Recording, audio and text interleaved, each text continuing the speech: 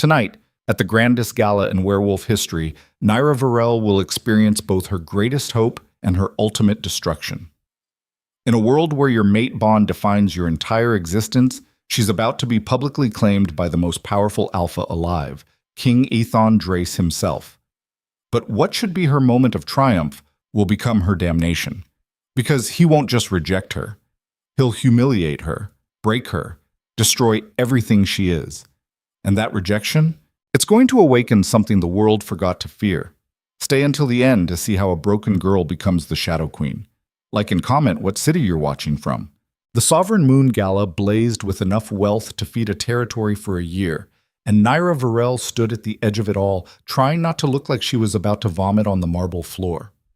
23 years old. Still unmated, still unclaimed, still wrong in every way that mattered. The chandeliers overhead dripped crystal and gold, casting fractured light across the assembled elite of the werewolf nation. Every alpha, beta, and omega of significance had gathered in the grand hall of the celestial palace, dressed in silks and arrogance, their power thick enough in the air to choke on. The scent of expensive perfume mixed with dominance pheromones and barely concealed judgment. Nyra smoothed down the midnight blue gown her mother had forced her into. At least try to look presentable, even if you're defective, and tried to make herself smaller, invisible. Just another shadow against the wall where the unchosen gathered like discarded furniture. Still nothing? The voice came from her left. Lyssa Crane, daughter of the Northern Alpha, with a smile sharp enough to draw blood. Nyra didn't look at her. Still nothing. Tragic. Lyssa sipped champagne, her mate mark visible on her neck. A beautiful silver crescent that proclaimed her worth to anyone with eyes. You know, my grandmother knew someone who went unmated until 25. She died alone. Went mad first, apparently. The bond deprivation does that. How comforting. I'm just saying, if it doesn't happen soon, you might want to consider alternatives. There are facilities, quiet places where people like you can live out their days without embarrassing their families. Nyra's fingers tightened around her own champagne glass. The crystal creaked. People like me. Broken wolves. Lyssa's smile widened. It's not an insult, it's just biology. Some of us are meant to bond, others… She gestured vaguely at Nyra. Well, nature makes mistakes sometimes. Before Nyra could respond, before she could decide whether throwing champagne in Lyssa's face was worth the inevitable consequences, a hush fell over the grand hall, the kind of silence that only happened when predators sensed something bigger than themselves. King Aethon Drace had entered the ballroom. Nyra had seen him before, of course. Everyone had. His face was on coins, in paintings, in the collective consciousness of every wolf in the kingdom. But seeing him in person was different. He moved through the crowd like a force of nature contained in flesh, all lethal grace and casual power. 6'4" of pure dominance, with silver eyes that could freeze blood and black hair that fell just past his collar. He wore his authority like a second skin, the tailored black suit, the ceremonial alpha marks on his hands, the crown of white gold that sat on his head like it had been forged specifically for his brow. He was beautiful the way a winter storm was beautiful, magnificent and utterly deadly. The crowd parted for him automatically. Wolves dropped their gazes, bowed their heads, presented their throats in instinctive submission. Even the most powerful alphas in the room looked diminished in his presence. Aethon's second, a scarred wolf named Carden, walked 2 steps behind him, scanning the crowd with the paranoid efficiency of someone whose job was to prevent assassination attempts. The King's Guard flanked them both, 6 wolves in formal military dress, hands resting casually on weapons that weren't just decorative.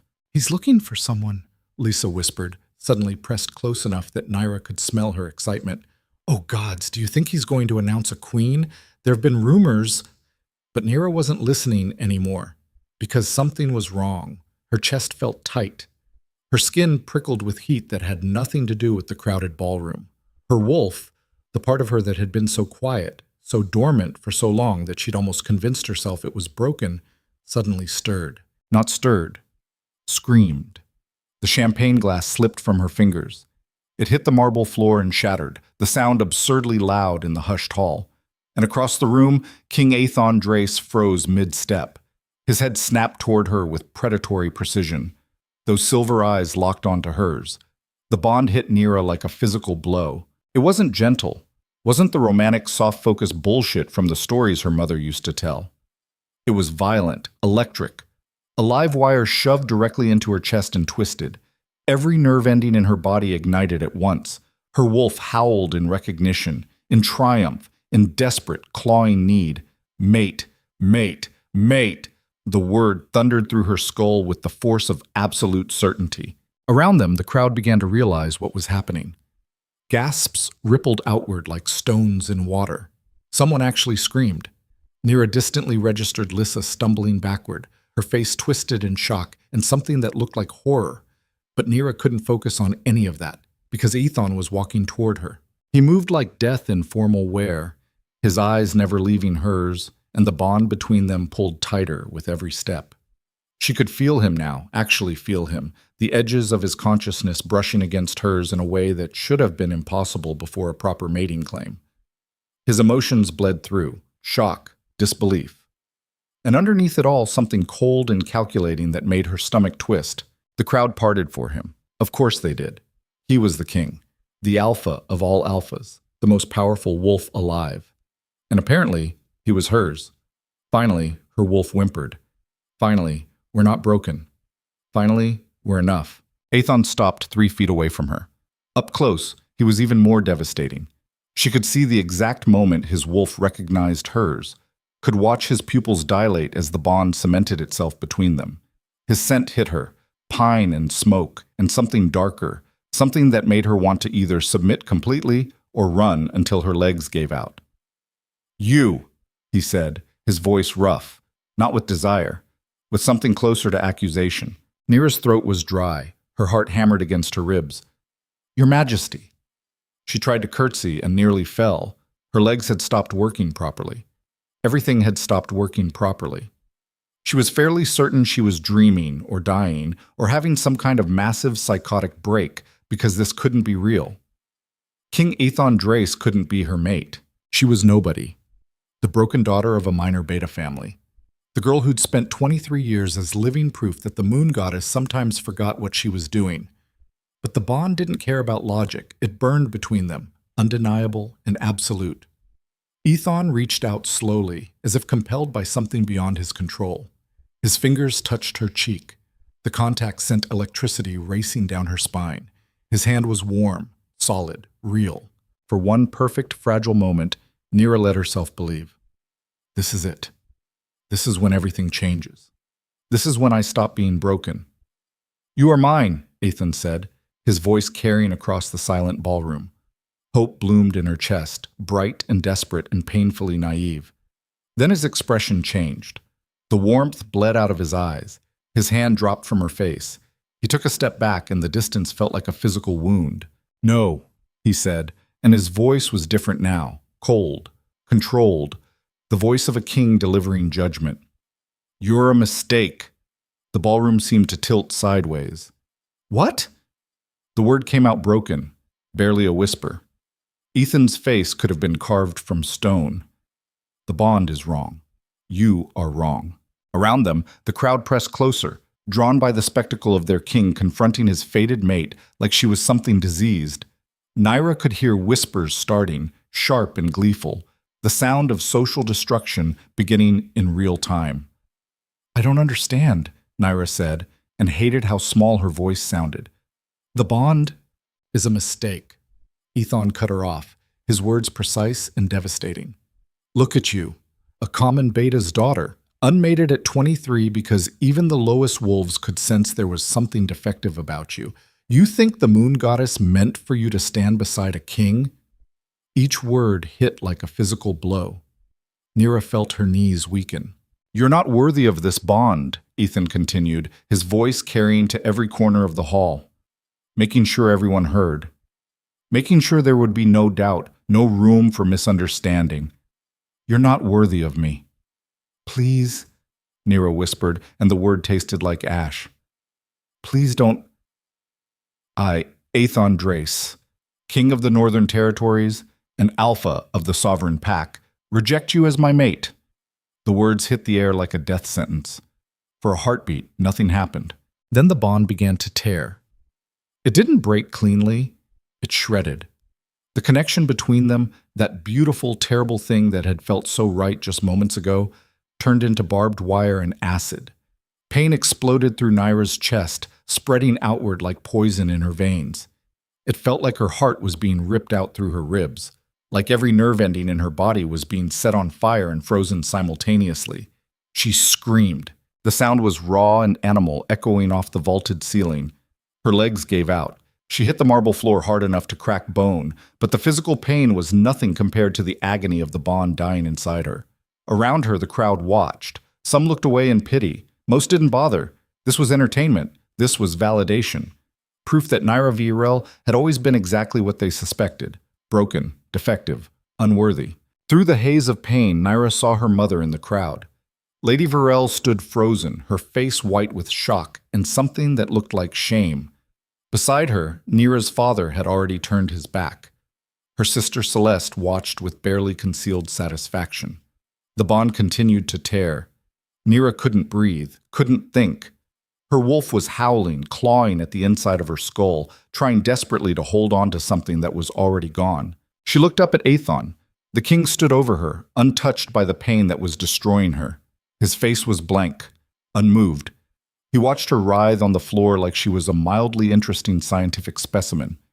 "Remove her," he said to his guards. Strong hands grabbed Nyra's arms. She was vaguely aware of being lifted, dragged backward through the crowd. Faces blurred past. Some she recognized, most she didn't. All of them watched her destruction with the same expression, fascination tinged with disgust. The last thing she saw before they dragged her from the ballroom was Aethon turning away, already forgetting her, already moving on to more important matters. The king's guard hauled her through a side door and dumped her in a service corridor like garbage. The door slammed shut, muffling the sounds of the gala resuming inside. Music started up again. Laughter. The clink of champagne glasses. Life going on without her. Nyra lay on the cold stone floor, curled around the agony in her chest, and tried to remember how to breathe. The bond was still tearing. Slower now, but no less excruciating. It would take hours to fully sever, maybe days. Rejected bonds were rare. Most wolves were wise enough to accept what the moon goddess gave them, but when they did happen, they were brutal. The wolf's body tried to hold on to the connection even as the rejection poisoned it from the inside out. She was going to die here. On a service corridor floor, alone, forgotten. Footsteps approached. Nyra didn't bother looking up. What was the point? "Get up," her father's voice. Beta Aldrich Virel, head of one of the most respected families in the Northern Territories, a man who'd spent his entire life building influence and reputation, a man whose daughter had just humiliated him in front of the entire kingdom. "I can't," Nyra whispered. She physically couldn't. Her body wasn't responding to commands anymore. "You will get up, or I will have you carried out in a body bag." There was no concern in his voice, no fatherly worry, just cold, practical rage. Nyra forced her eyes open. Her father stood over her, his face twisted with disgust. Behind him, her mother dabbed at her eyes with a handkerchief that wouldn't have fooled anyone. Celeste leaned against the wall, filing her nails, her mate mark on prominent display. "Do you have any idea what you've done?" Aldrich's voice was low and dangerous. The king. And you managed to be so defective that even a fated bond couldn't override it." "I didn't—" Nyra tried to speak, but another wave of pain cut her off. She convulsed, her fingers clawing at the stone. "Don't speak. Don't say another God's damned word." Aldrich crouched down, bringing his face level with hers. His eyes were flat, empty of anything resembling love. "You are no longer my daughter. As of this moment, you are no longer a Virel. Your name will be struck from the family records. Your belongings will be burned. And if you ever attempt to contact any member of this family again, I will have you killed. Do you understand?" The words should have hurt, should have added to the pain already consuming her, but Nyra found she had nothing left to hurt with. "I said, do you understand?" "Yes," Nyra whispered. "Good." Aldrich stood. "Celeste, spit on her." "What?" Even Celeste looked surprised. "You heard me. Spit on your former sister. Show her what happens to defective wolves who embarrass their betters. Celeste's shock lasted about 3 seconds. Then her face settled into cruel satisfaction. She walked over, looked down at Nyra like she was examining something stuck to her shoe, and spat directly in her face. The saliva was warm, humiliating. Nyra closed her eyes. "Let's go," Aldrich said. "We need to do damage control. If we're lucky, we can convince people we suspected she was defective all along, that we were waiting for the right moment to disown her." Their footsteps faded down the corridor. Nyra lay there, Celeste's spit cooling on her cheek, the bond still tearing itself apart inside her chest, and tried to find a reason to keep breathing. She couldn't think of one. Hours passed. Maybe days. Time stopped meaning anything. The pain evolved. It moved beyond physical agony into something deeper, more fundamental. It felt like her soul was being erased one piece at a time. Her wolf had gone silent, not dead, but so wounded that it had retreated into the darkest corners of her consciousness, whimpering and broken. Servants found her eventually. They dragged her out through a back entrance, away from the palace, away from anything resembling dignity. They dumped her in an alley 3 blocks from the palace gates, in the part of the city where the streetlights didn't quite reach and the regular patrols didn't bother going. The city guard would find her body in the morning, they probably figured. One more nameless corpse. One more tragedy that wasn't really tragic because it had happened to someone who didn't matter. Nyra lay in the filth of the alley and waited to die. Her chest rose and fell. Shallow breaths. Her heartbeat was erratic, stuttering, trying to figure out how to function without the mate bond it had been designed to connect to. Above her, the moon hung in the sky, full and luminous and utterly indifferent. Some moon goddess, some divine plan. Nyra laughed. The sound came out broken and bitter, echoing off the alley walls. She laughed until she cried. She cried until the tears stopped coming. And then, in the silence that followed, something shifted. The pain was still there, still excruciating, but underneath it, beneath the layers of agony and humiliation and grief, something else stirred. Not her wolf. Something older. Something that had been sleeping in her blood since before she was born, waiting for exactly this moment, waiting for her to be broken completely so it could rebuild her into something new. Heat bloomed in her chest, different from the burning of the dying bond. This was clean, pure. It spread outward, racing through her veins like liquid fire, and everywhere it touched, the pain receded. Nyra gasped. Her back arched off the ground. Her body began to change. It started in her bones. She could feel them shifting, restructuring, becoming denser, stronger. Her muscles followed, tearing and rebuilding in seconds that felt like hours.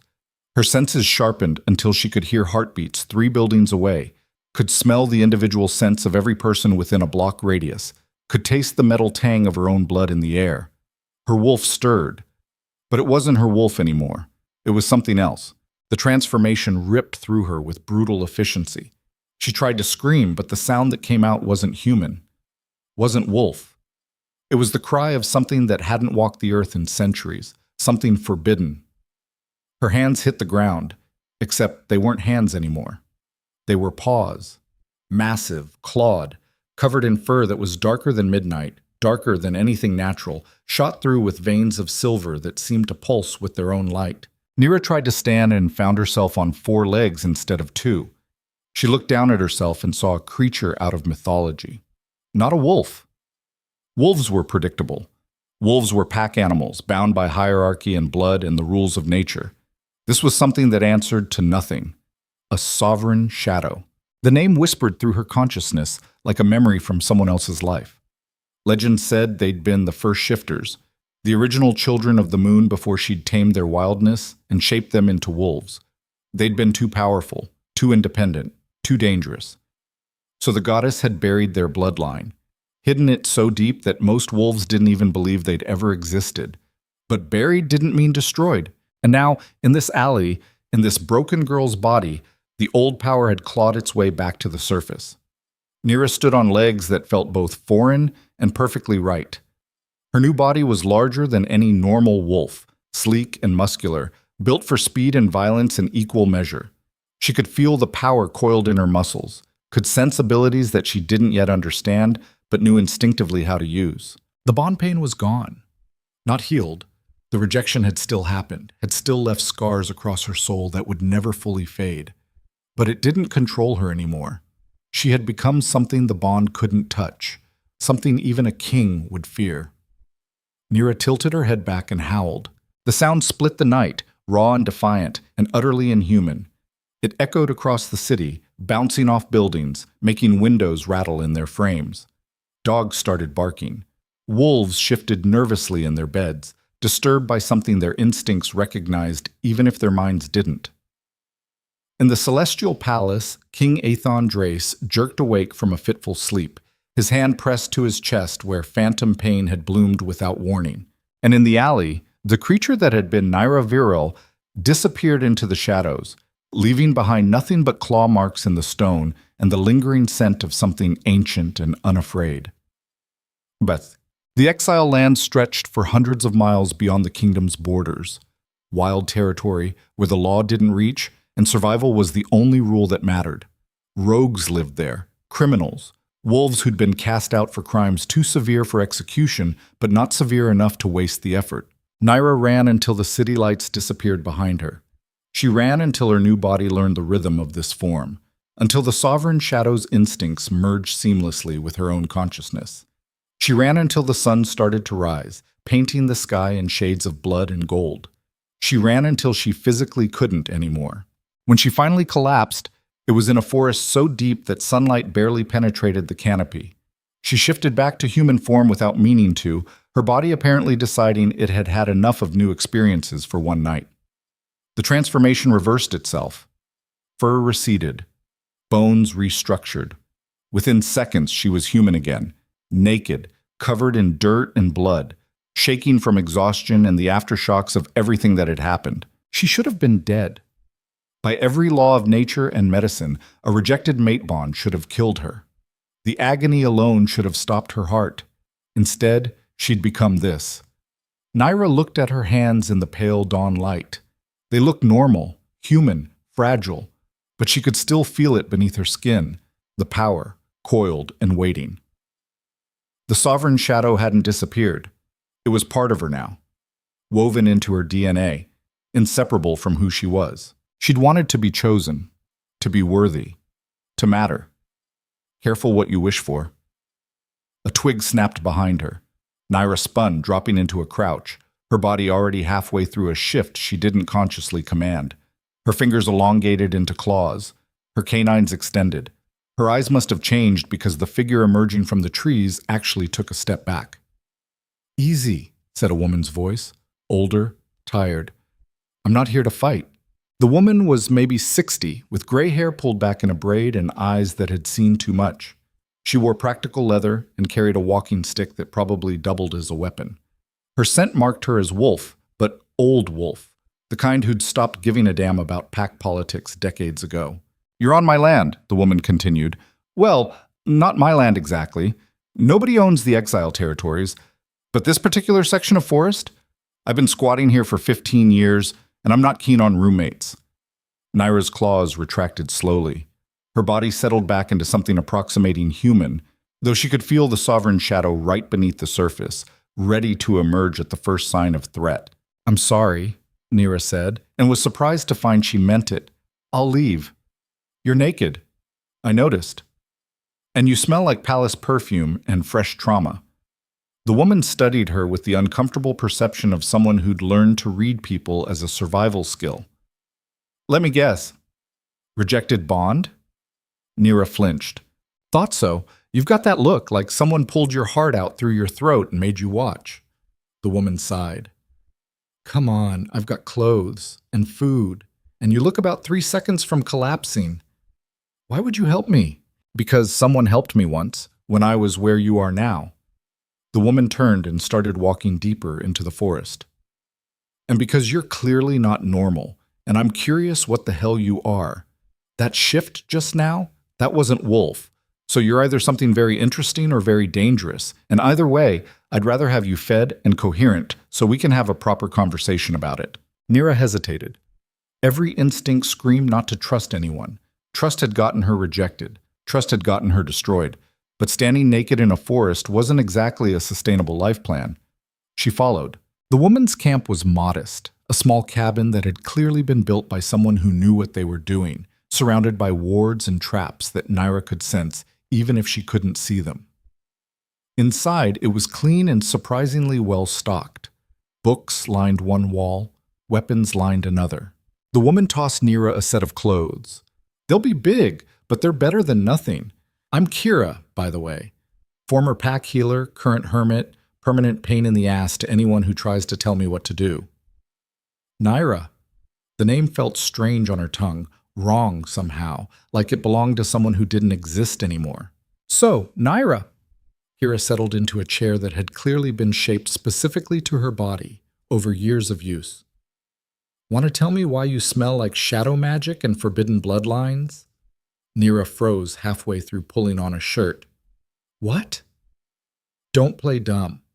I was a healer for 40 years before my pack decided I was too old to be useful. I know magic when I smell it. And yours?" Kira's eyes gleamed. "Yours is the kind that's supposed to be extinct." There didn't seem to be much point in lying. Nyra pulled the shirt on. It hung on her like a tent, and sat down on the floor. Her legs wouldn't support her anymore. "I don't know what I am," she admitted. "It just happened.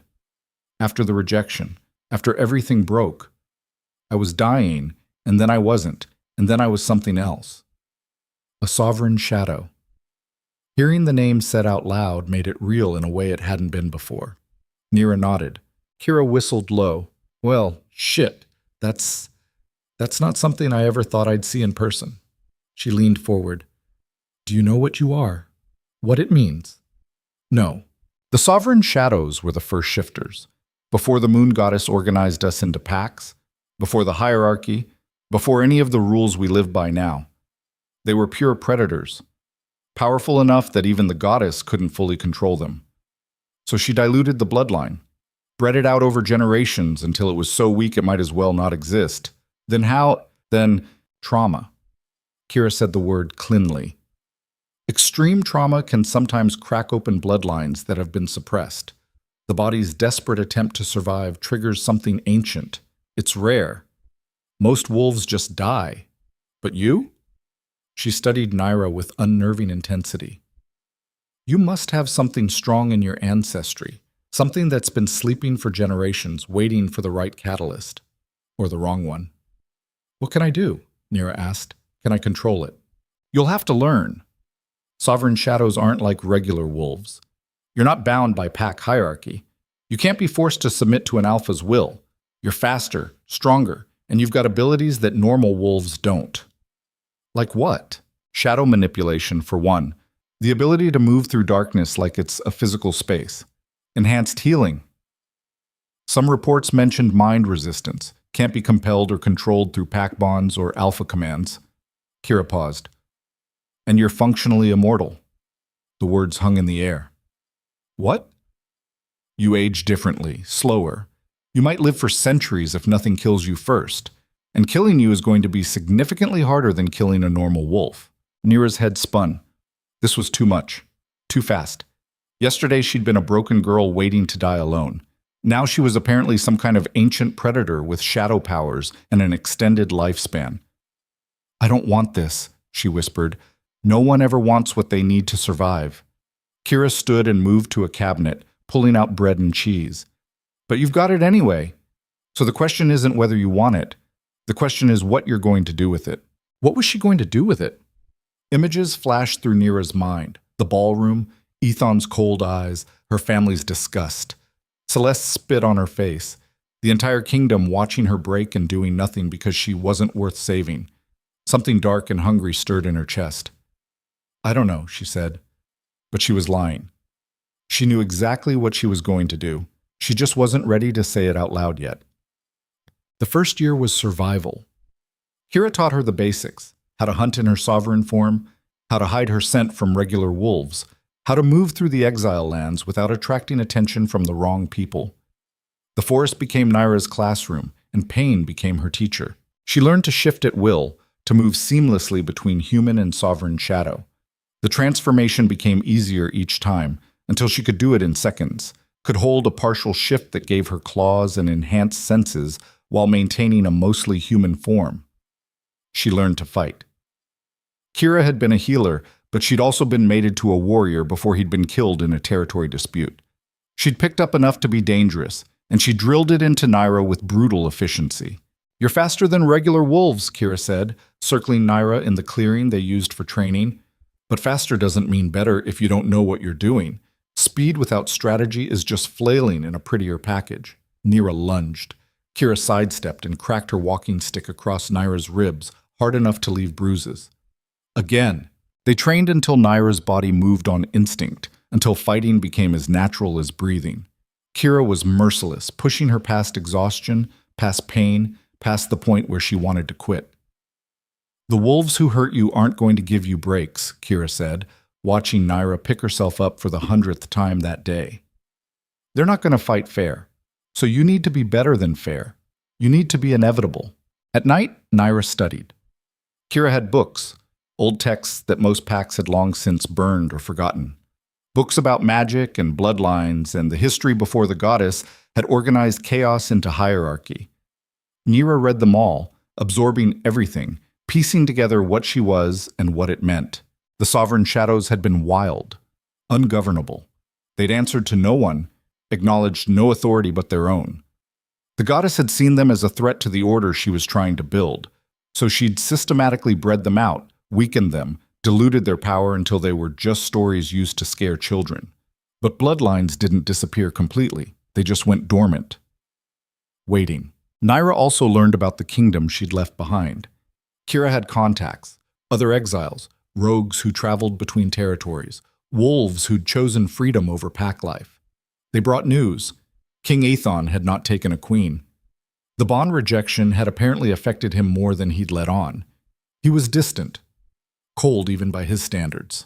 His court worried he was becoming unstable. Good. Nyra's family had indeed erased her from their records. As far as official pack documentation was concerned, Aldrich and Lady Varel had only one daughter now. Celeste was being courted by several high-ranking alphas, her mate Mark apparently not enough to keep ambitious wolves from trying. No one mentioned Nyra. She'd been so thoroughly forgotten that it was like she'd never existed. Also good. The second year was power. Nyra pushed herself harder. She discovered abilities she hadn't known existed. The shadow manipulation Kira had mentioned turned out to be real.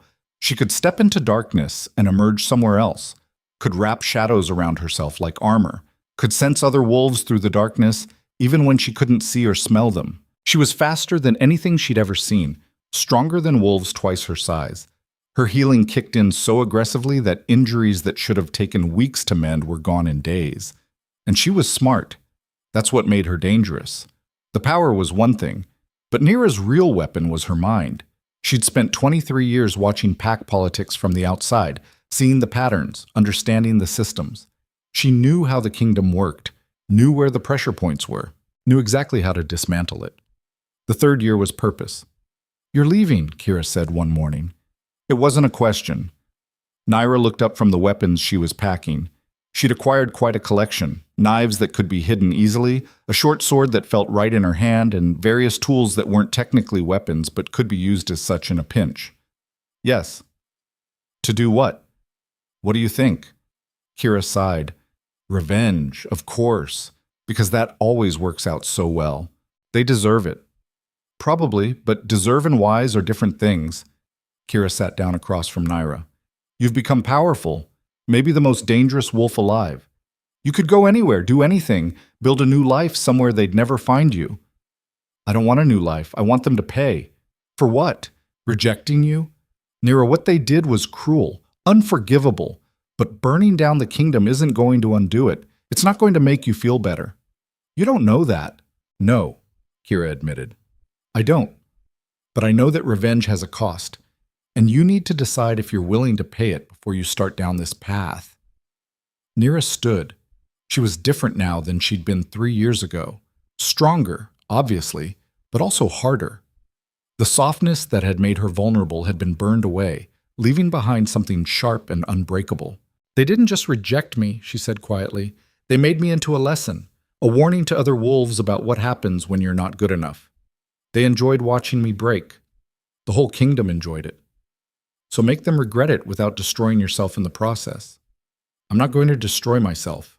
Nyra smiled, and there was no warmth in it. I'm going to destroy them. There's a difference. Kira looked at her for a long moment. Then she stood and walked to the weapons wall. She pulled down a particular dagger, black blade, silver handle, covered in runes that Nyra had never been able to fully decipher. This was my mate's, Kira said. It's enchanted. The blade never dulls. It can cut through pack bonds if you know how to use it. She held it out. If you're really going to do this, do it right. Be smart. Be careful. And for the love of the goddess, stay alive long enough to see it through. Nyra took the dagger. The handle was warm in her palm, and the runes seemed to pulse with faint light. Thank you, she said, for everything. Don't thank me. Just don't prove me wrong for helping you. That night, Nyra left the exile lands. She moved through the darkness like she was born to it, because she was. The sovereign shadow form let her cover miles without tiring, let her slip past border patrols and guard rotations like she was invisible. By dawn, she was back in kingdom territory. But she didn't go to the capital. Not yet. She had work to do first. The kingdom was built on a foundation of noble families, alphas and betas who controlled territories, who commanded packs, who owed their loyalty to the crown in exchange for power and protection. It was a system that had held for centuries. Nyra was going to break it. She started small, a corrupt official here, a nobleman with dirty secrets there. She didn't kill them. Death was too quick, too clean. She exposed them, ruined them, used her shadow abilities to steal documents, to gather evidence, to leak information that destroyed reputations and ended careers. Some deserved it. Some probably didn't. Nyra found she didn't care much about the distinction anymore. The kingdom began to fracture. Wolves who'd seemed untouchable suddenly found themselves facing justice for crimes they'd thought buried. Alliances that had held for decades crumbled overnight. The careful balance of power that Ethon had maintained started to tilt. And through it all, a name began to spread. The Shadow Queen. No one knew who she was. No one had seen her face. But everyone knew what she did. She was judgment, retribution. The thing that came for you when you thought you'd gotten away with it. Nyra became a ghost story, a legend. The monster under the bed that even alphas checked for before going to sleep. And she saved the worst for last. 4 years after the Sovereign Moon Gala, Nyra stood at the gates of the Celestial Palace. She wasn't hiding anymore, wasn't using shadows or stealth. She walked right up to the main entrance in broad daylight, wearing black leather that had been tailored specifically to allow for easy shifting, her hair pulled back, Kira's dagger at her hip. The guards saw her coming, 20 of them, the elite. They formed a line, weapons drawn. Stop right there, the captain commanded. This is restricted. Nyra didn't break stride. She walked forward, and something in her walk, some predator instinct that read in her movements, made the guards hesitate. That hesitation was fatal. She was past them before they could react. Not fighting, just moving, using speed and certainty and the kind of presence that made even trained soldiers question whether they really wanted to get in her way. By the time they thought to chase her, she was already through the gates. Alarms blared. More guards appeared. Nyra ignored them. She walked through the palace like she owned it, and her certainty was so absolute that wolves literally stepped aside to let her pass. She could feel Ethon now. The bond had never fully died. Rejected bonds could be severed, but the connection left scars, left pathways that remained even when they shouldn't. She'd learned to use those pathways, to track him, to sense his emotions the way she once would have if they'd completed the mating. Right now, he felt afraid. Good. She found him in the throne room, exactly where she knew he'd be. Ethon Drace, king of the Northern Territories, standing alone in a space designed to make him look powerful. He looked small. Oh, he was still physically impressive, still had that predator grace, that alpha presence. But 4 years had changed him. There were lines on his face that hadn't been there before, gray in his hair. His eyes, those silver eyes that had looked at her with such cold dismissal, looked haunted now. Nyra. Her name came out broken, like saying it hurt. She smiled. You remember. Of course I remember. He stopped, closed his eyes. When he opened them again, they were wet. You're alive. Gods, you're alive. I thought. You thought I died. Nyra's voice was flat. You hoped I died. It would have been easier that way, cleaner. No, I... Don't lie. She stalked forward, and Aethon actually took a step back, the king of all alphas backing away from her. You rejected me, in front of everyone. You made sure it was public, humiliating. You wanted me destroyed. I was wrong. Yes, you were. The bond between them pulled tight. 4 years hadn't killed it. If anything, it had gotten stronger. Or maybe she'd just gotten strong enough to feel it properly. She could sense his wolf now, could feel the way it recognized hers, recognized what she'd become, and absolutely howled with regret. Too late. I felt you change, Aethon said quietly. That night, after I rejected you. Something shifted in the bond, and I felt power that shouldn't exist. I've spent 4 years trying to find you, to apologize. To what? Take it back? Nyra laughed, and the sound was broken glass and bleeding knuckles. You can't take it back. Rejection doesn't work that way. I know, but I can... You can what, Aethon? You can't fix this. You can't make it right. There is no version of this story where we get a happy ending. He dropped to one knee. The gesture was so unexpected that Nyra actually stopped moving. The king, the most powerful alpha alive, kneeling before her. I was wrong, he said again, and this time his voice broke completely. I was terrified. The bond appeared and I felt it, and it was so strong, too strong. I've spent my entire life in control, of myself, of my pack, of the kingdom. And then I looked at you, and I felt everything slip. I felt the bond pulling at me, trying to make me submit to something bigger than my own will, and I panicked. So you destroyed me instead? Yes. The admission was raw. I hurt you because I was afraid of what you made me feel, and I've regretted it every second since. Nyra stared down at him. At this powerful man on his knees, offering apologies that meant nothing. She raised her hand, shadows coiled around her fingers, dark and hungry and eager to consume. It would be so easy.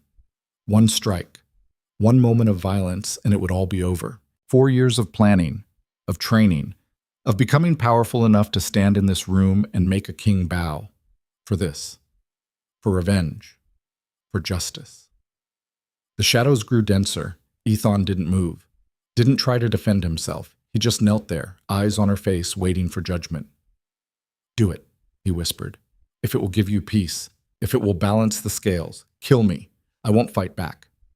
And that's when Nyra realized something that made her want to scream. Killing him wouldn't fix anything. It wouldn't undo the rejection, wouldn't erase the humiliation, wouldn't make her family love her or the kingdom accept her or any of the 1,000 things she'd lost that night. All it would do is make her a murderer. The darkness inside her howled in protest.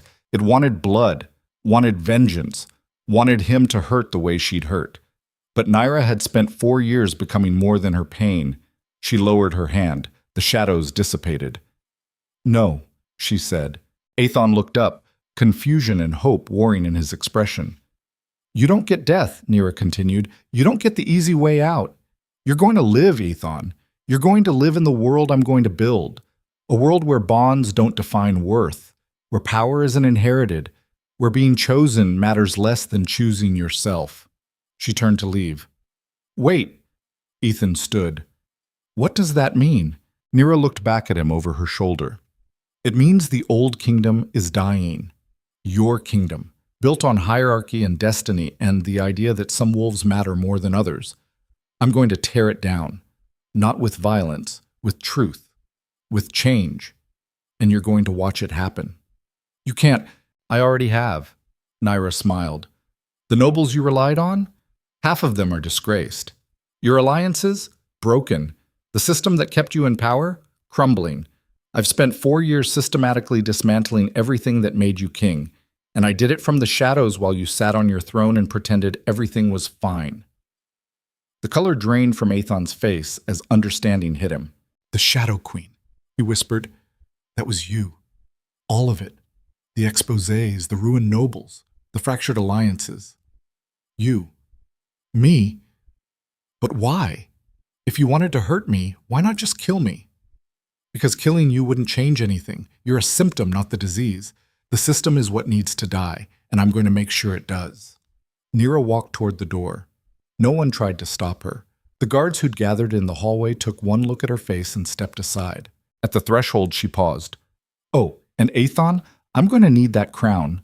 She left the king kneeling in his throne room, surrounded by the ruins of everything he'd built, finally understanding the cost of his choices.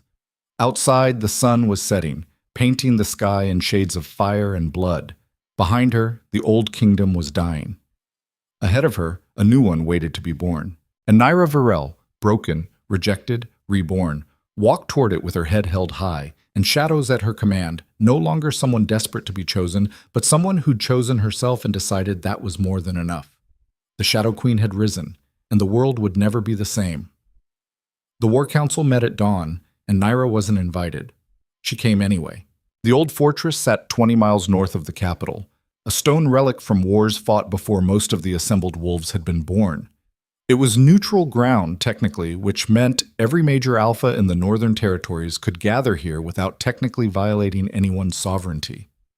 50 wolves of power, all crammed into a hall that smelled like testosterone and barely concealed hostility. Nyra walked through the main doors like she owned them. The conversation died instantly. 50 pairs of eyes snapped to her, and the silence that followed was the kind that came right before violence. She smiled. "Don't stop on my account," she said, her voice carrying across the hall with effortless authority. "I'm just here to listen." Alpha Gregor of the Eastern Marches stood first. He was old guard, 60 if he was a day, with scars that told stories and a reputation for solving problems with his fists. His territory bordered the exile lands, which meant he'd probably heard more rumors about the Shadow Queen than most. "You're not welcome here," he growled. "Noted." Nyra walked further into the hall. Wolves shifted nervously as she passed. Some dropped their eyes, some stared with open hostility. None of them moved to physically stop her. "Proceed." "This is a closed session," Gregor continued. "Alphas only. You're not what? Not an alpha?" Nyra stopped at the edge of the main table, where territorial maps had been spread out like evidence of crimes not yet committed. "You're right. I'm not an alpha. I'm something better. You're a rogue." This came from Alpha Senna of the Western Shore, a woman with iron gray hair and the kind of presence that made younger wolves instinctively defer. "You've spent 4 years operating outside pack law, destabilizing territories, destroying noble families." "Corrupt noble families," Nyra corrected. "I haven't touched anyone who didn't deserve it." "That's not your judgment to make." "No? Then whose is it? Yours?" Nyra's eyes swept the room. The same alphas who've been taking bribes and ignoring abuses and covering up crimes for decades. The same wolves who watched me get publicly humiliated and did nothing because it was safer to look away? The silence that followed was sharp enough to draw blood. "She's got a point," someone muttered from the back. "Shut up, Marcus," Gregor snapped. Then to Nyra. "You don't get to walk in here and lecture us about—" "About what? Justice? Accountability?" Nyra leaned forward, her hands flat on the table. The wood creaked under her grip.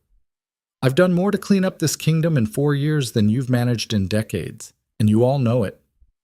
"You've created chaos," Senna said coldly. "Instability. The territories are on the verge of open conflict because of the power vacuums you've created." "Good. Maybe they should fight.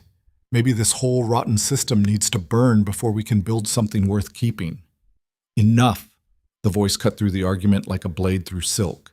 Every wolf in the room went rigid. Some actually whimpered. Aethon stood in the doorway at the far end of the hall. He wasn't alone.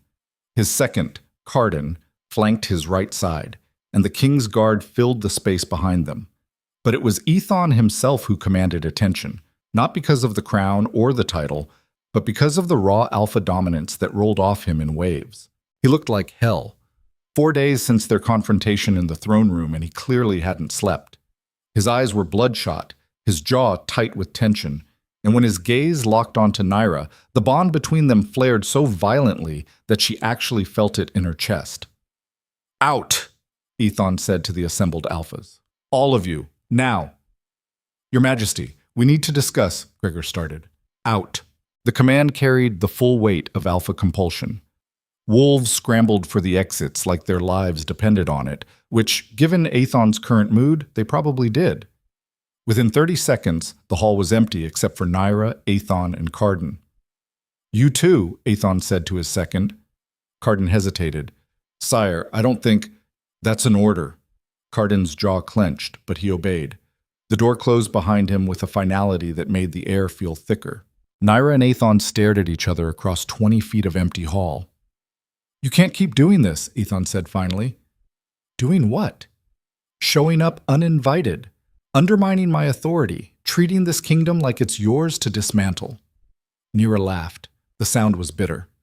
"I don't need an invitation, and your authority? That's been undermined since the moment you rejected your fated mate in front of the entire court. You did that, not me." "I know what I did." Aethon's voice dropped to something dangerous. "I've thought about nothing else for 4 years. But you don't get to use that as an excuse to burn down everything I've built. Everything you've built is broken. It was broken before I ever touched it. I'm just making people see it. By destroying lives? By exposing secrets that were buried for good reasons? There are no good reasons for covering up abuse, for protecting predators, for letting the powerful escape consequences while the weak suffer."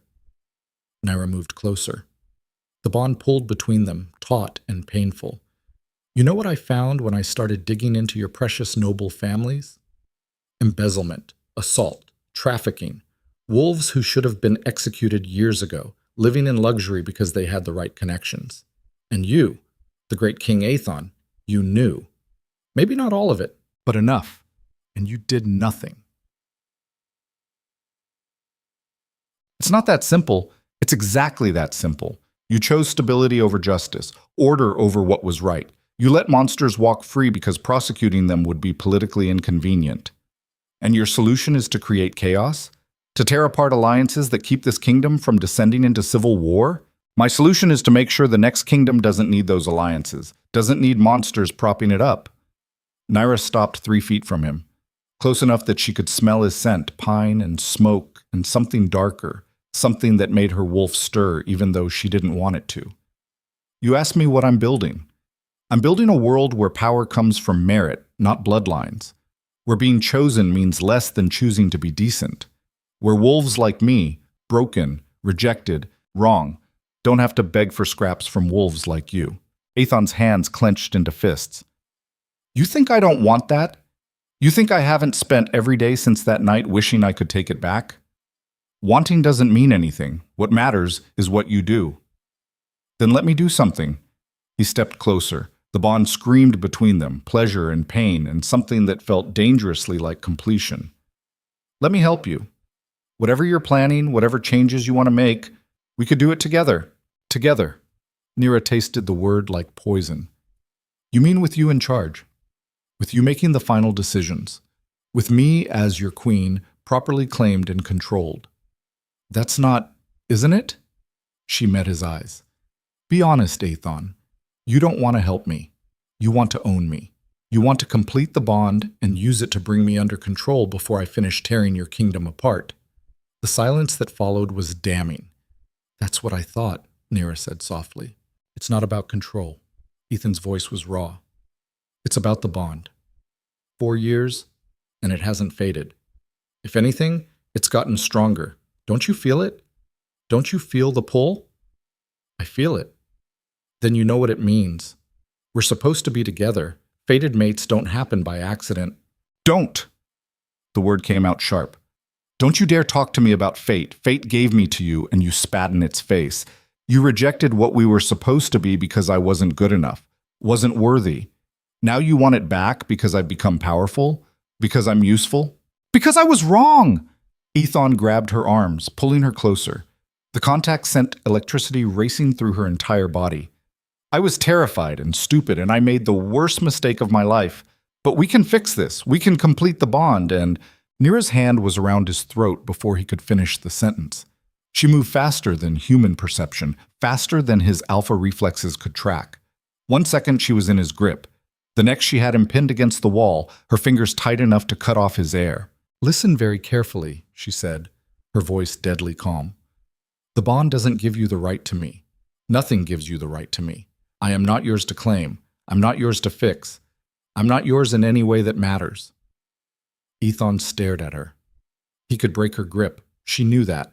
He was still physically stronger, still an alpha in his prime. But he didn't fight back. He just stood there, letting her choke him, his eyes locked on hers.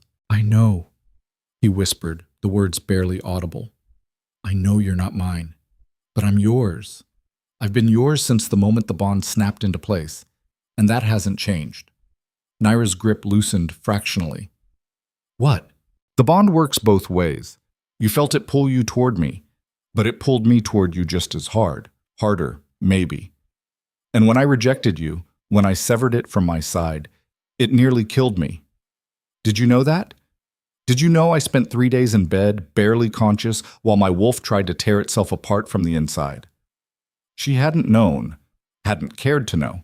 The bond is still there for me, Ethan continued. Every day, every night. I feel you. When you're angry, when you're in pain, when you're using your power, it's like having a part of my soul existing outside my body, and I can't reach it, can't touch it, can't complete it. Do you understand what that's like? Being permanently incomplete? Yes. Nyra's voice was ice. I understand exactly what that's like, because you made me feel it first. She released him and stepped back. Ethon sagged against the wall, rubbing his throat where her fingers had left red marks. I'm not asking for forgiveness, he said. I know I don't deserve it, but I'm asking for a chance to make things right. By doing what? Claiming me? Completing a bond I don't want? By supporting you. By using my power, what's left of it, to help you build what you're trying to build. I don't need your help. Maybe not. But the kingdom does. Because right now, we're on the verge of collapse. The alphas are fracturing into factions. Some want to hunt you down. Some want to crown you. Some just want to survive whatever comes next. And without central authority, without someone they respect holding things together, we're going to descend into civil war within a year. Nyra studied him, looking for the lie, the manipulation, the hidden angle. She didn't find one. You think I care if they tear each other apart? She asked. I think you care about the wolves who will die in the crossfire. The innocents, the ones who didn't participate in the system that hurt you but will suffer when it falls. Ethon pushed off the wall. You're not cruel, Nyra. You're angry. There's a difference. And if you really didn't care, you wouldn't have spent 4 years carefully targeting only the corrupt. You would have just burned it all. He was right, and she hated him for it. What are you proposing? An alliance, public, official. You and me working together to transition the kingdom into whatever new system you're envisioning. That's not an alliance, that's you trying to control the narrative. It's me trying to prevent mass death. Ethon's voice was steady. Look, I know you don't trust me. You have every reason not to. But think strategically. If you keep operating from the shadows, the alphas will eventually unite against you. They'll see you as an existential threat and pool their resources to eliminate you. But if you have my backing, if the king himself is supporting the changes you want to make, they can't fight you without committing treason. Unless they depose you first. They won't. Despite everything, they still respect the crown, still fear the central authority enough not to risk open rebellion. But that fear is fading. Another year of instability, and they'll stop caring about tradition. Nyra walked to the window. Outside, the sun was climbing higher, burning off the morning mist. She could see the capital in the distance, spires and smoke, and the concentrated weight of 200,000 wolves all living on top of each other. All those lives, all that potential suffering if things went wrong. Damn him for being right. What would this alliance look like? She asked without turning around. We make a public announcement. I acknowledge you as the Shadow Queen. We present it as a partnership. 2 powerful wolves working together for the good of the kingdom. And the bond? Silence. Ethon, what about the bond? We don't have to complete it, he said finally. Not unless you want to. The alliance can be purely political. You're lying. I'm not. Yes, you are. Nyra turned to face him. You want the bond completed. You just said it's tearing you apart. So let's be clear. You're asking me to tie my fate to yours, to let you claim me in front of the entire kingdom, and you're pretending it's about politics when really it's about you trying to fix what you broke. Both things can be true. They can, but one matters more to you than the other. So which is it? The kingdom or the bond? Ethan stared at her. She watched the war play out on his face. Duty versus desire, crown versus wolf. What he should say versus what he actually felt. The bond, he admitted finally.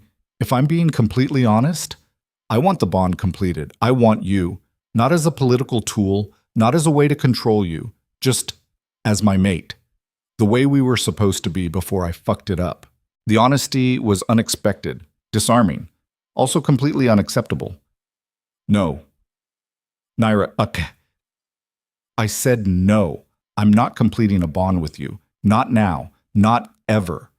What happened between us, that's dead. I killed it when I became this.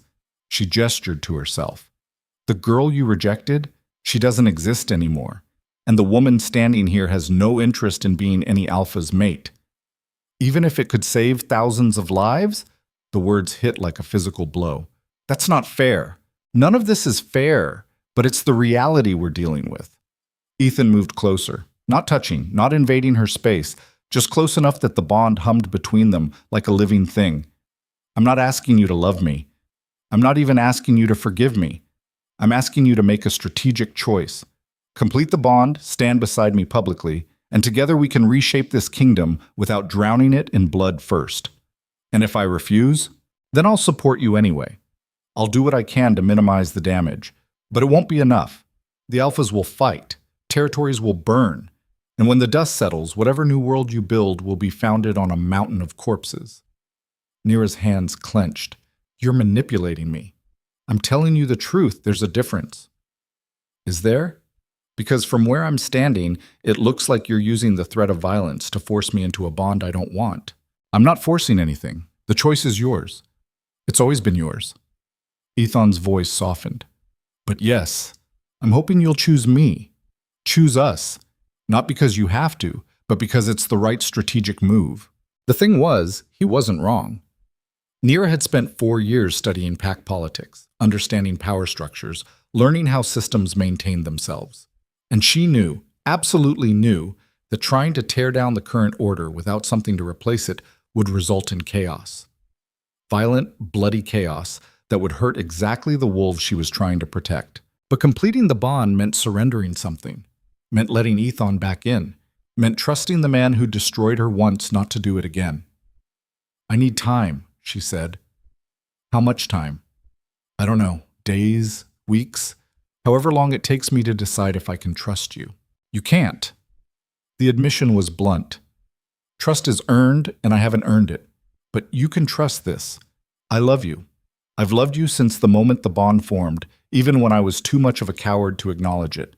And I will spend the rest of my life trying to be worthy of you, whether you complete the bond or not. Nyra's breath caught. She'd expected manipulation, expected pretty lies and political maneuvering. She hadn't expected raw, bleeding honesty. Don't, she whispered, don't say things like that. Why not? It's true. Because it makes this harder. Good.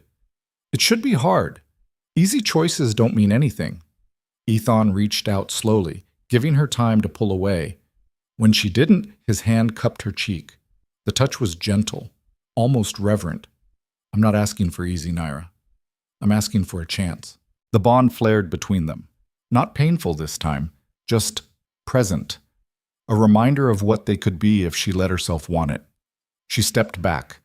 His hand fell. 3 days, she said. I'll give you an answer in 3 days. And until then?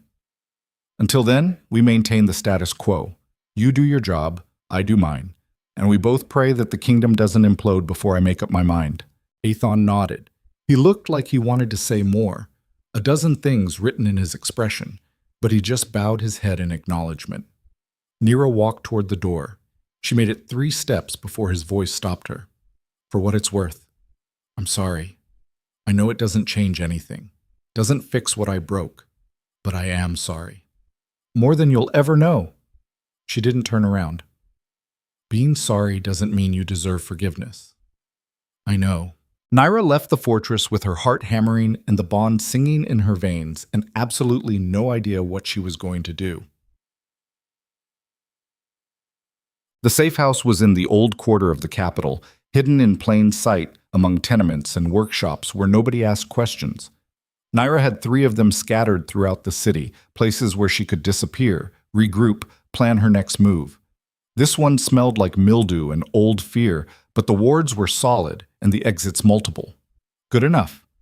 She'd barely made it through the door when Kira's voice came from the shadows. "You're compromised." Nyra didn't jump.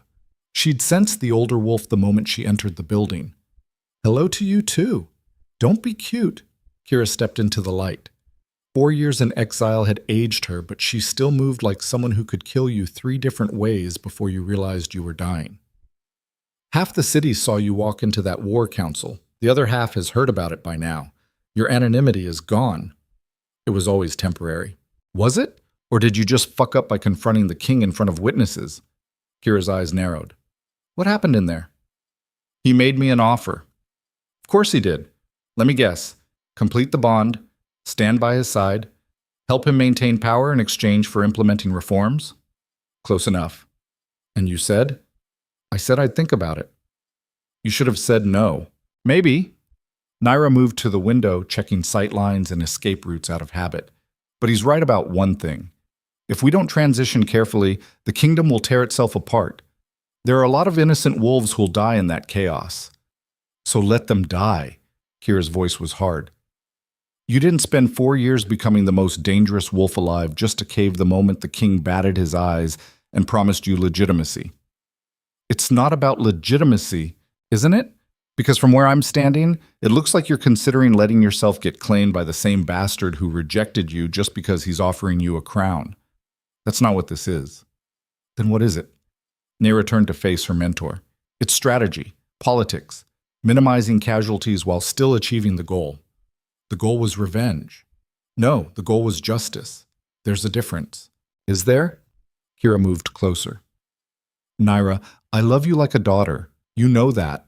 But I'm watching you make the same mistake I made 30 years ago. I thought I could change the system from the inside. I thought if I just worked within the rules, played the game correctly, I could make things better. And you know what happened? The system ate me alive and spit out something broken. I'm not you. No, you're stronger, smarter, more powerful than I ever was. Which is why it's going to hurt so much worse when you realize the system can't be reformed. It has to be destroyed. And replaced with what? Anarchy? Chaos? Wolves killing each other over territory until only the strongest survive? Replaced with freedom. Real freedom. Not the illusion the alphas sell you. Freedom without structure is just violence with extra steps. Nyra rubbed her eyes. She was tired. So tired. 4 years of fighting, and she'd thought she was close to the end. But now the finish line kept moving. I don't want more blood, Kira. I want change. And I think maybe I can get it without burning everything down first. By bonding with a king who's already proven he'll choose power over you? He didn't choose power. He chose fear. There's a difference. And you think he's less afraid now? The question hung in the air. Nyra didn't have an answer. 3 days, she said finally.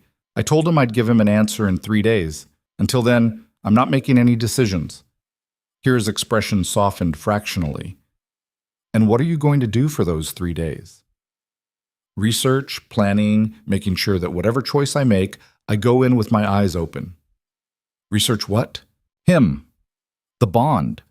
What completing it would actually mean beyond the political implications.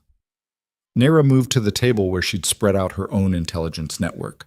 Contacts, informants, wolves who owed her favors or feared her enough to tell the truth. I need to know if he's telling the truth about loving me, about wanting to help, or if this is just another manipulation. Even if he is telling the truth, that doesn't make it safe. I know. Love doesn't fix broken systems, Nyra. It doesn't prevent powerful wolves from abusing that power. Your king could genuinely love you and still make choices that hurt you if those choices benefit the crown. I know that too. Then why are you even considering this? Because the bond was still there, singing in her blood, pulling at parts of her she'd thought she'd killed. Because some traitorous corner of her heart remembered the moment their eyes had met across the ballroom, and the world had felt right for exactly 3 seconds. Because she was tired of being alone, and the idea of having a partner, a true partner, was seductive in ways that terrified her. But she didn't say any of that, Because I'm practical, she said instead. And if this alliance can achieve my goals with less bloodshed, I'd be a fool not to explore it. Kira studied her for a long moment, then sighed. You're going to do what you're going to do. You always have. But be careful, pup. Kings don't share power. They consolidate it. And the moment you complete that bond, you become a piece on his board instead of a player in your own right. Not if I'm stronger than him. Are you? The question should have had an easy answer. Nyra was a sovereign shadow. She had abilities no normal wolf possessed. She'd spent 4 years becoming a living weapon, but Ethon was the alpha of all alphas. His power was legendary, his control absolute. In a straight fight, Nyra honestly didn't know who would win. I guess we'll find out, she said. But you're short. The next 3 days were a masterclass in paranoia. Nyra used every contact she had, called in every favor, threatened and bribed and manipulated her way into information about Ethon that would have gotten most wolves executed for treason.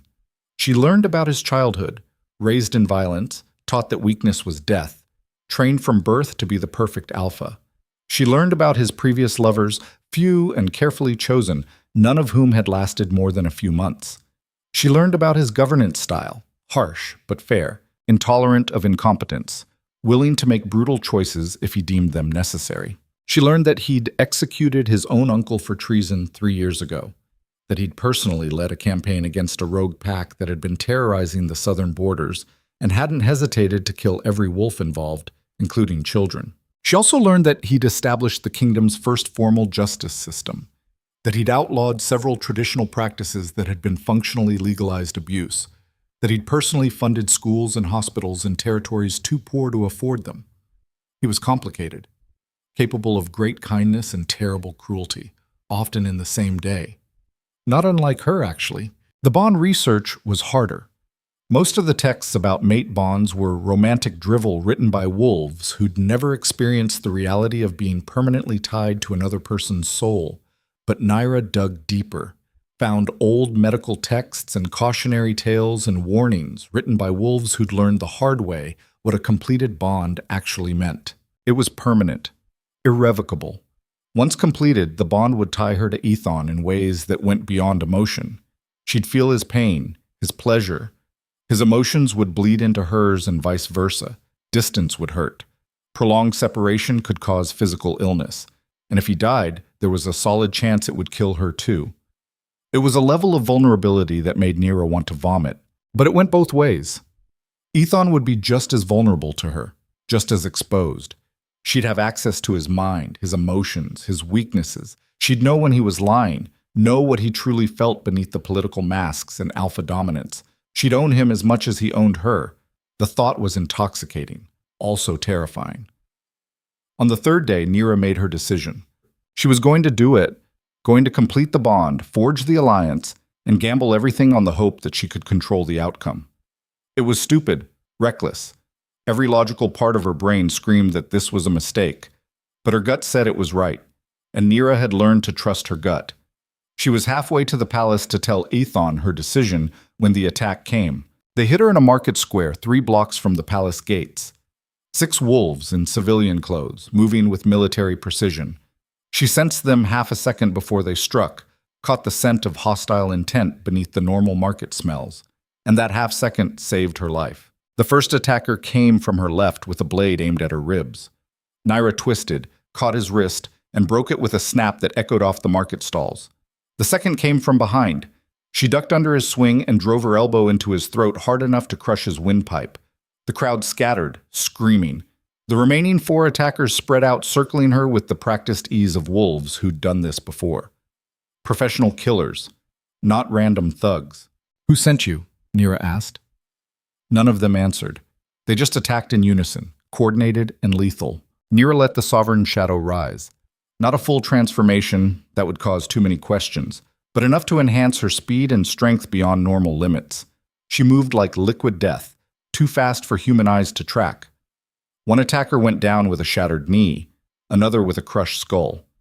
The 5th tried to run and made it 3 steps before Nyra caught him by the neck and slammed him face first into cobblestones. The 6th, smarter than his companions, pulled a gun. Silver bullets. Nyra could smell them from here. Don't, she warned. He fired. Nyra moved, but not quite fast enough. The bullet caught her in the shoulder, burning like acid as the silver interacted with her supernatural healing. She snarled, more angry than hurt, and launched herself at the shooter before he could fire again. She had her hand around the gun when the king's guard arrived. 10 soldiers in formal armor, weapons drawn, surrounding the scene like they'd been waiting for exactly this moment. And at their head, looking like controlled fury in human form, was Aethon. He took in the scene at a glance, 6 attackers down, Nyra bleeding silver from her shoulder, the gun still warm in her hand, and his expression went cold. "Secure the area," he ordered his guards. Then, to Nyra, "You're coming with me." It wasn't a request. Nyra considered refusing, considered running, considered a dozen different options that didn't involve going anywhere with a king who looked ready to commit violence. But her shoulder was starting to really hurt, and the silver bullet needed to come out before it did permanent damage, and honestly, she was tired of fighting. "Fine." Aethon grabbed her uninjured arm and pulled her toward the palace. Not gently. His grip was iron, and the bond blazed between them, his fury bleeding through so clearly that it felt like her own. He didn't speak until they were in his private chambers, a suite of rooms that probably cost more than most wolves earned in a lifetime, all dark wood and expensive fabrics, and the scent of him everywhere. "Sit," he ordered, pointing at a chair. "I don't take orders." "Sit." The alpha command hit her like a physical force. Nyra's body moved before her mind could override it, dropping into the chair with a grace that was entirely involuntary. She snarled, fighting the compulsion, but Aethon was already moving, pulling out a medical kit and approaching her with single-minded focus. "That's the second time you've used alpha voice on me," she said through gritted teeth. "And it'll happen again if you don't stop being stubborn." He crouched in front of her, examining the gunshot wound with clinical precision. "This is going to hurt." He dug the bullet out without warning. Nyra bit back a scream, her claws extending and embedding in the chair's arms.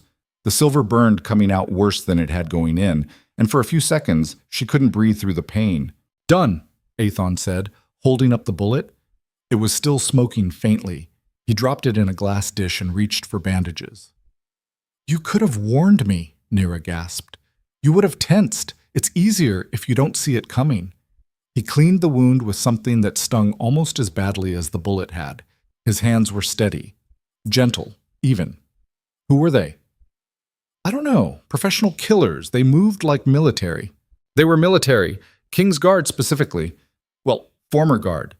They were discharged 6 months ago for discipline issues." Nyra's head snapped up.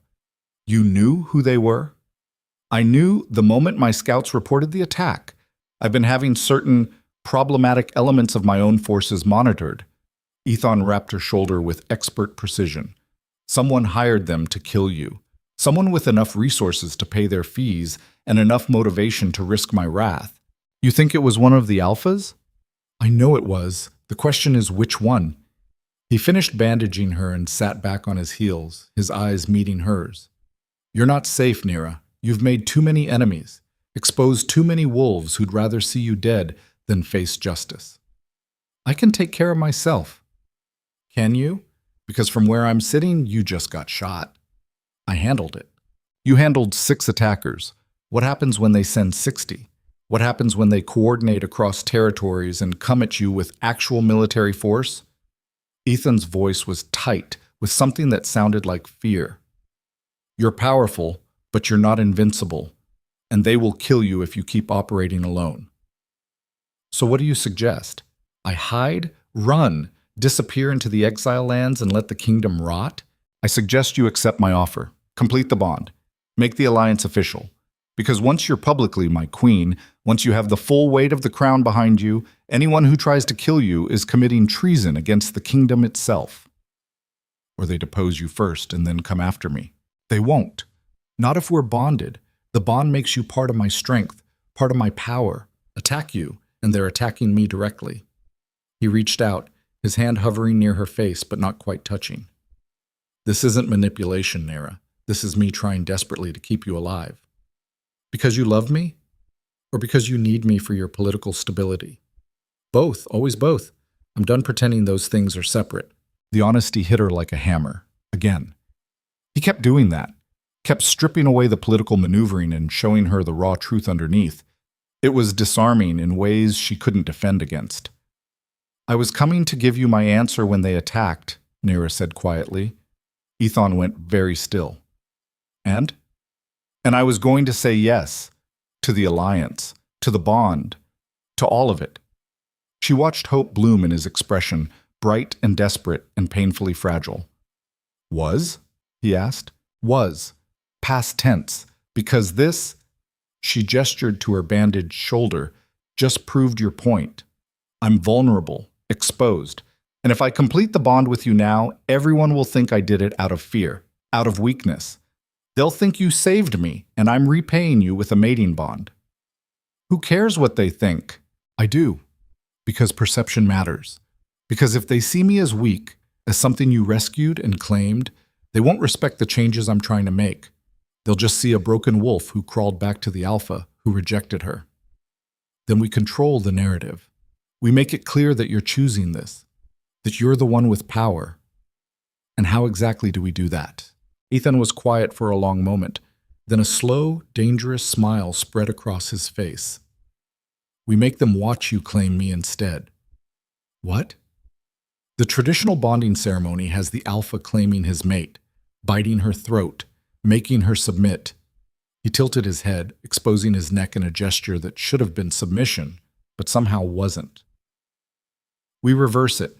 You claim me, in front of the entire court. Show them exactly who has the power in this bond." Nyra stared at him. "You'd let me do that? An alpha submitting to his mate in public?" "I'd beg you to do it if I thought it would help. I meant what I said, Nyra. I'm yours. I've been yours since the bond formed. If you need to literally mark that on my skin for the kingdom to understand it, then mark me. I don't care about pride. I care about you." The bond surged between them, and Nyra felt his sincerity like a physical thing. He meant it, every word. God's help her, he actually meant it. "There's no going back from this," she whispered. "If we do this, if I claim you, we're bound forever, for better or worse, until death." "I know. And you're sure? Because I'm not the sweet, innocent mate you probably imagined having. I'm violent and angry and broken in ways that might never heal. I will challenge you, undermine you, make your life infinitely more complicated. I'm counting on it." Ethan's smile was soft, genuine. "I don't want sweet or innocent. I want you, exactly as you are. Shadows and all." Nyra felt something crack in her chest, some wall she'd built to protect herself from exactly this moment. "When?" "Tonight.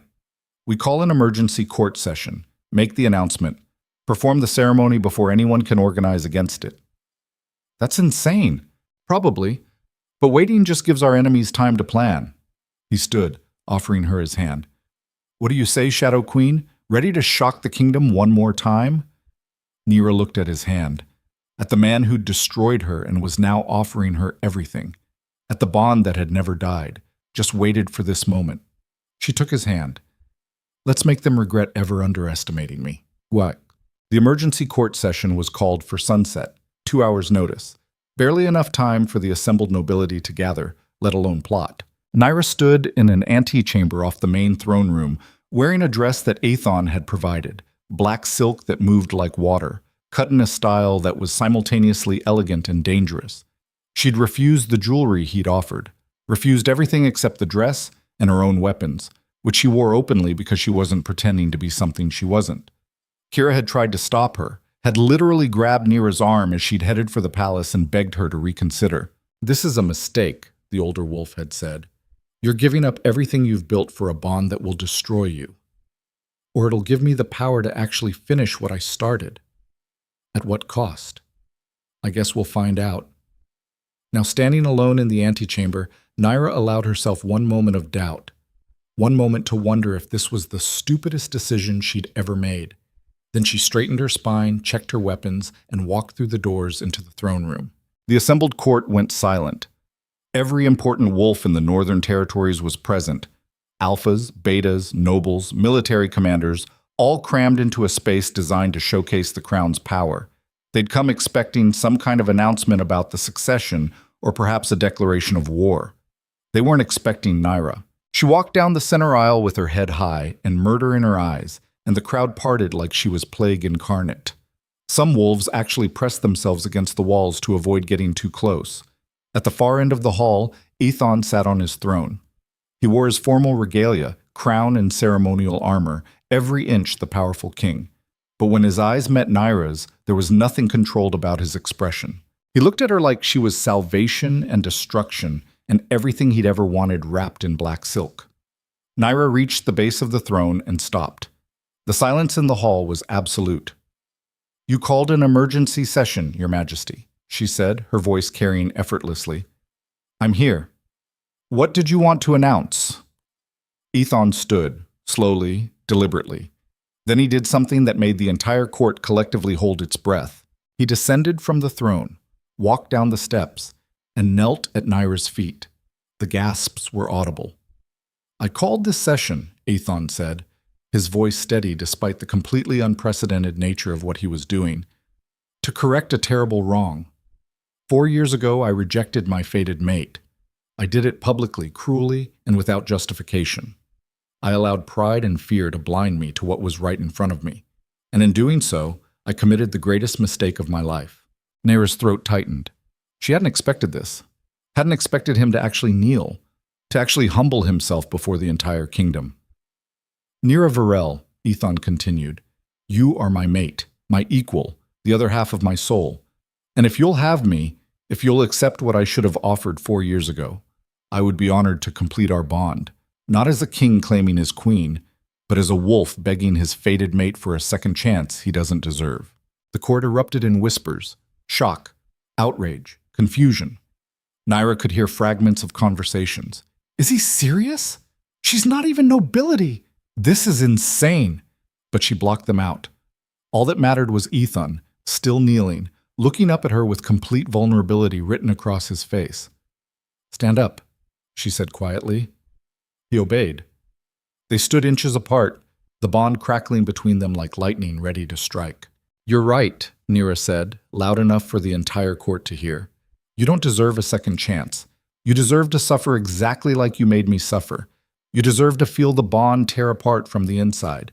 You deserve to die alone and unmated, knowing what you threw away." Ethon's expression didn't change. He just waited. "But," Nyra continued, "I'm not interested in what you deserve. I'm interested in what I want. And what I want is to watch this kingdom become something better, something worthy of the wolves who live in it.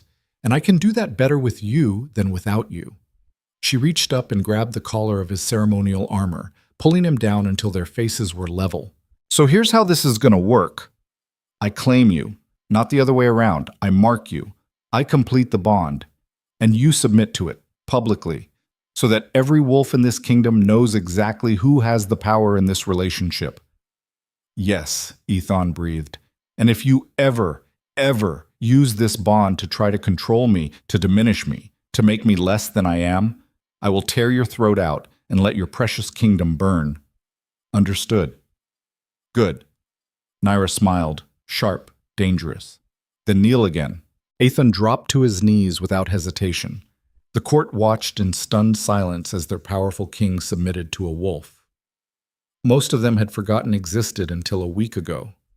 Nyra circled him slowly, letting the moment stretch, letting everyone see this, understand this. Then she knelt behind him, her lips near his ear. "This is going to hurt. I know. And the bond, once it's complete, you won't be able to hide from me. I'll feel everything, know everything, every thought, every emotion, every secret you've tried to bury. I know. Last chance to back out. Never." Nyra's hand wrapped around his throat from behind, tilting his head to expose his neck. The claiming bite needed to pierce the skin right where the neck met the shoulder, the most vulnerable spot, the place where an alpha's scent glands were concentrated. It was intimate, aggressive, a display of dominance that normally only happened behind closed doors. Nyra was doing it in front of 200 witnesses. She felt her canines extend, felt the sovereign shadow rise, adding power to what was already a supernaturally significant act. "Mine," she whispered against his skin. Then she bit down. The bond exploded between them.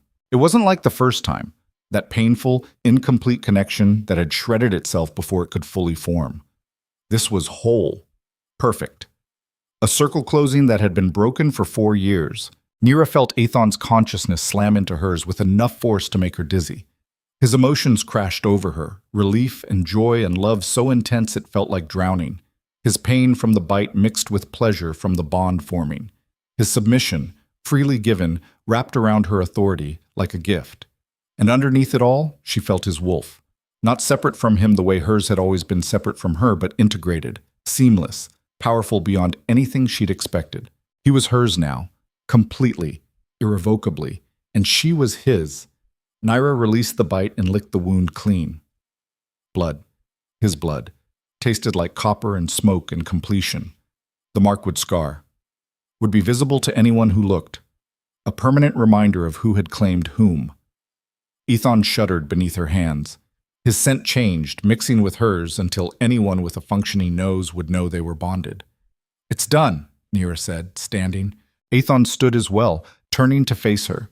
His eyes were wild, unfocused. The bond was clearly affecting him as much as it was affecting her, maybe more, since he'd been waiting 4 years for this.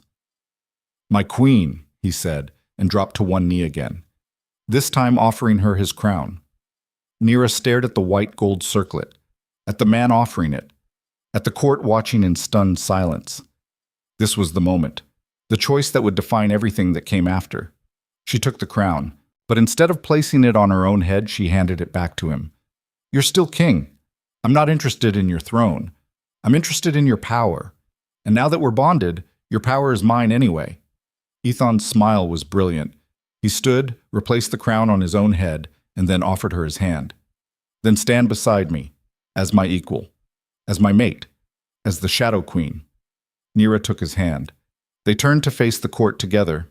"Let it be known," Aethon's voice rang out with absolute authority, "that Nyra Virel is my bonded mate and queen of the Northern Territories.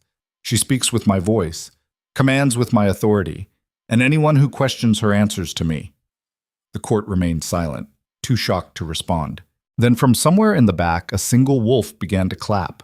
Slowly, deliberately. Others joined. Not everyone, there were plenty of hostile faces in the crowd, but enough. Enough to make it clear that this was really happening. The Shadow Queen had claimed her king, and the kingdom would never be the same. In shock. The private celebration lasted approximately 10 minutes before reality crashed back in. Aethon and Nyra had barely made it to his private chambers.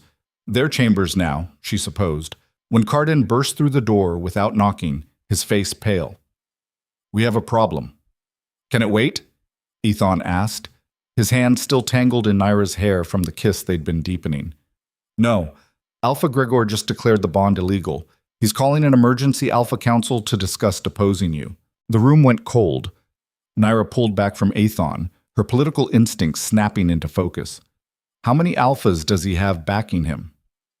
7 so far? Maybe more by morning. They're saying you violated tradition by claiming the king. That a proper bond requires the Alpha to claim his mate, not the reverse. "That's bullshit," Aethon growled. "There's no law about—" "There doesn't need to be a law. It's tradition. And tradition is as powerful as law when you're trying to maintain control of 50 territorial Alphas who all think they could do your job better." Cardan looked between them. "I'm not saying they're right. I'm saying they have enough support to make this dangerous." Nyra's mind raced. She'd expected pushback, expected resistance, but not this fast, not this organized. "Gregor's been planning this," she said. "He knew about the bond ceremony in advance. Probably the same wolves who hired the assassins are backing him now." "Then we arrest him for treason," Aethon said flatly. "On what evidence? Suspicion?" Nyra shook her head. "That'll just make him a martyr. Give the other Alphas a reason to unite against us." "So what do you suggest?" "We call his bluff. Gregor's claiming the bond is illegal? Fine. We offer to have it verified by neutral parties. Put it to a formal vote. Make him defend his position publicly instead of in backrooms and private councils." "And if the vote goes against us?" Nyra smiled. It wasn't pleasant. "Then we remind them why deposing an Alpha bonded to a sovereign shadow is a really bad idea." Cardan's eyes widened. "You'd fight the entire Alpha Council? If they forced my hand? Absolutely. But they won't. Because the smart ones know that even if they win, the cost would destroy the kingdom. Nyra looked at Ethon. Trust me, I've spent 4 years studying pack politics. I know how this works. Ethon studied her for a long moment, then nodded. Carden, call the Alpha Council for tomorrow night. Formal session. We'll address Gregor's concerns publicly. Your Majesty, I really think that's an order. Carden bowed and left, still looking concerned. The door closed. Nyra and Ethon stood in the sudden silence, the bond humming between them with the weight of everything they'd just committed to. Second thoughts? Ethon asked quietly. Constantly. You? Not even for a second. He pulled her close again, his forehead resting against hers. We'll figure this out. Together. Together, Nyra echoed.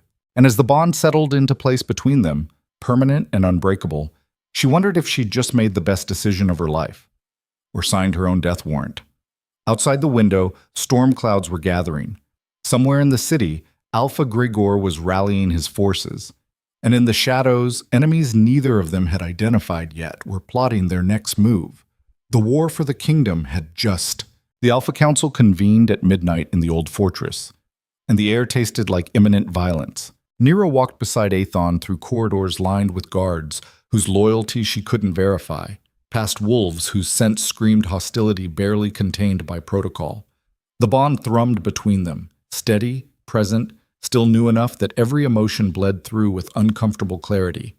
She felt Ethon's controlled fury, his determination, and underneath it, something that tasted like fear. Good. Fear meant he understood how precarious this was. The council chamber was circular, designed so no one wolf could claim the position of power. 50 chairs arranged in concentric rings, all facing the center where accused and accuser would stand. Every territorial alpha had come, every single one. That alone told Nyra this was worse than she'd thought.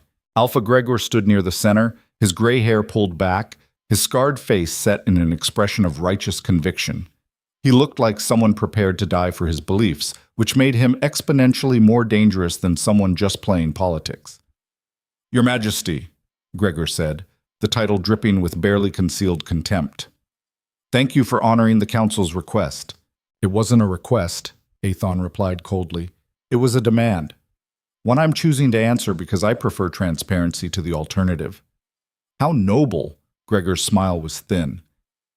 Then let's be transparent. You bonded with a wolf of no standing, no bloodline, and no legitimate claim to power. You allowed her to claim you in violation of every tradition we hold sacred, and now you expect us to accept her as queen? I expect you to accept what the bond has made clear. Nyra is my fated mate. The bond doesn't care about bloodlines or traditions. The bond can be wrong. Silence crashed through the chamber. Several alphas shifted uncomfortably. Even suggesting the bond could make mistakes was borderline heresy. Explain yourself, Ethon's voice dropped to something dangerous. We all know bonds can be manipulated. There are rituals, blood magic, ways to create false mate connections. Gregor looked directly at Nyra. And we all know the Shadow Queen has access to abilities no normal wolf possesses. How do we know she didn't force this bond? Trick you into believing she was your mate when really she's just using forbidden magic to control you? The accusation hung in the air like poison gas. Nyra felt Ethon's rage spike through the bond, felt his wolf snarl and snap, ready to tear Gregor's throat out for the insult. She put her hand on his arm, gentle pressure, a reminder to stay controlled. That's an interesting theory, Nyra said, her voice cutting through the tension like a scalpel. One problem. I'm not the one who identified the bond first. Ethon did, 4 years ago, in front of 200 witnesses when I was nobody and had no power to speak of. Unless you're suggesting I manipulated a bond before I even knew what I was? I'm suggesting that the timing is convenient. You become powerful. You return to the capital. Suddenly, the king who rejected you is desperate to complete the bond he once deemed worthless. Because I was wrong, Ethan cut in. Because I spent 4 years regretting the worst decision I ever made. That's not manipulation, that's growth. Or it's exactly what she wants you to believe. Gregor addressed the assembled alphas now, playing to his audience. Think about it. She spent 4 years systematically destroying our most powerful families, exposing secrets, creating chaos, all while building her own legend as the Shadow Queen. Now she's bonded to the king, giving her access to the crown's resources, its intelligence network, its military might. If you wanted to stage a coup, this is exactly how you'd do it. Several alphas nodded. Murmured agreement rippled through the chamber. Nyra's pulse quickened. This was worse than she'd anticipated. Gregor wasn't just challenging the bond. He was building a narrative where she was the villain and he was the kingdom's protector. "I'm not staging a coup," she said flatly. "Then what are you doing?" "I'm fixing a broken system. One that allowed corruption to flourish, one that protected abusers and punished the powerless. The wolves I exposed, they deserved it. Every single one. And who made you judge and executioner? The same force that made you an alpha, circumstances and capability." Nyra stepped forward into the center of the circle. "You want to question my methods? Fine. Let's question them publicly. Every wolf I exposed, every secret I revealed, every family I brought down. I can provide evidence, documentation, proof of their crimes. Can you say the same about the wolves you've protected over the years?" Gregor's expression flickered, just for a second. But Nyra saw the flash of something that looked like guilt. "This isn't about individual cases," Gregor recovered quickly. "This is about the rule of law, about maintaining order. You operated outside the system. The system was broken. So you broke it further?" "No. I exposed the cracks you were all pretending didn't exist." The argument was going in circles. Nyra could feel the room's energy shifting, some alphas siding with her, others with Gregor, most still undecided and swaying with whoever made the better point. Then Alpha Senna stood. The Western Shore Alpha commanded respect in ways even Gregor didn't, and when she spoke, the chamber went quiet. "I propose a formal test," Senna said. "If the bond is genuine, it will withstand scrutiny. We bring in a bond seer, neutral party, verified credentials, and have them examine the connection. If it's real, we accept the queen. If it's been manipulated, we dissolve it and charge her with treason." Clever. Nyra had to admire the strategy. It sounded reasonable. Fair. How could she refuse without looking guilty? "Agreed," Ethan said immediately. Nyra's head snapped toward him. They hadn't discussed this, hadn't planned for it. The bond let her feel his certainty, his absolute confidence that any examination would prove them legitimate. But it didn't make her less angry at the unilateral decision. "The bond seer will arrive tomorrow," Senna continued. "Until then, the queen will submit to house arrest. For the kingdom's protection." "Absolutely not," Ethan growled. "It's a reasonable precaution, Your Majesty. If she's innocent, she has nothing to fear. If she's guilty..." Senna let the implication hang. "I won't have my mate imprisoned like a common criminal." "Then you're proving Gregor's point, that she's controlling you, making you choose her over the kingdom's safety." Senna's eyes were cold. "Unless you prefer we vote on deposing you both right now." The threat was explicit. Back down or lose everything. Nyra felt Ethan's fury through the bond, felt him ready to fight, to damn the consequences and tear apart anyone who threatened her. She also felt his calculation, his understanding that fighting right now would only make things worse. 24 hours, Nyra said quietly. "I'll submit to house arrest for 24 hours. Long enough for your bond seer to arrive and verify what we already know is true. After that, everyone who accused us owes a public apology." Gregor smiled. It didn't reach his eyes. "After that, we'll see who owes whom an apology." The house arrest wasn't technically a cell, but it felt like one. They'd locked her in the east wing of the palace, a suite of rooms that were probably meant to be luxurious but felt like a cage when guards stood outside every exit. Ethan had argued for an hour to be allowed to stay with her. They'd refused. Separation from a newly bonded mate was apparently part of the test's methodology, something about ensuring she couldn't maintain any magical influence. Nyra paced the rooms like the caged predator she was, the sovereign shadow restless beneath her skin. The bond stretched between her and Ethan, uncomfortable with the distance but still present. She could feel him in another part of the palace, radiating frustration and protective fury.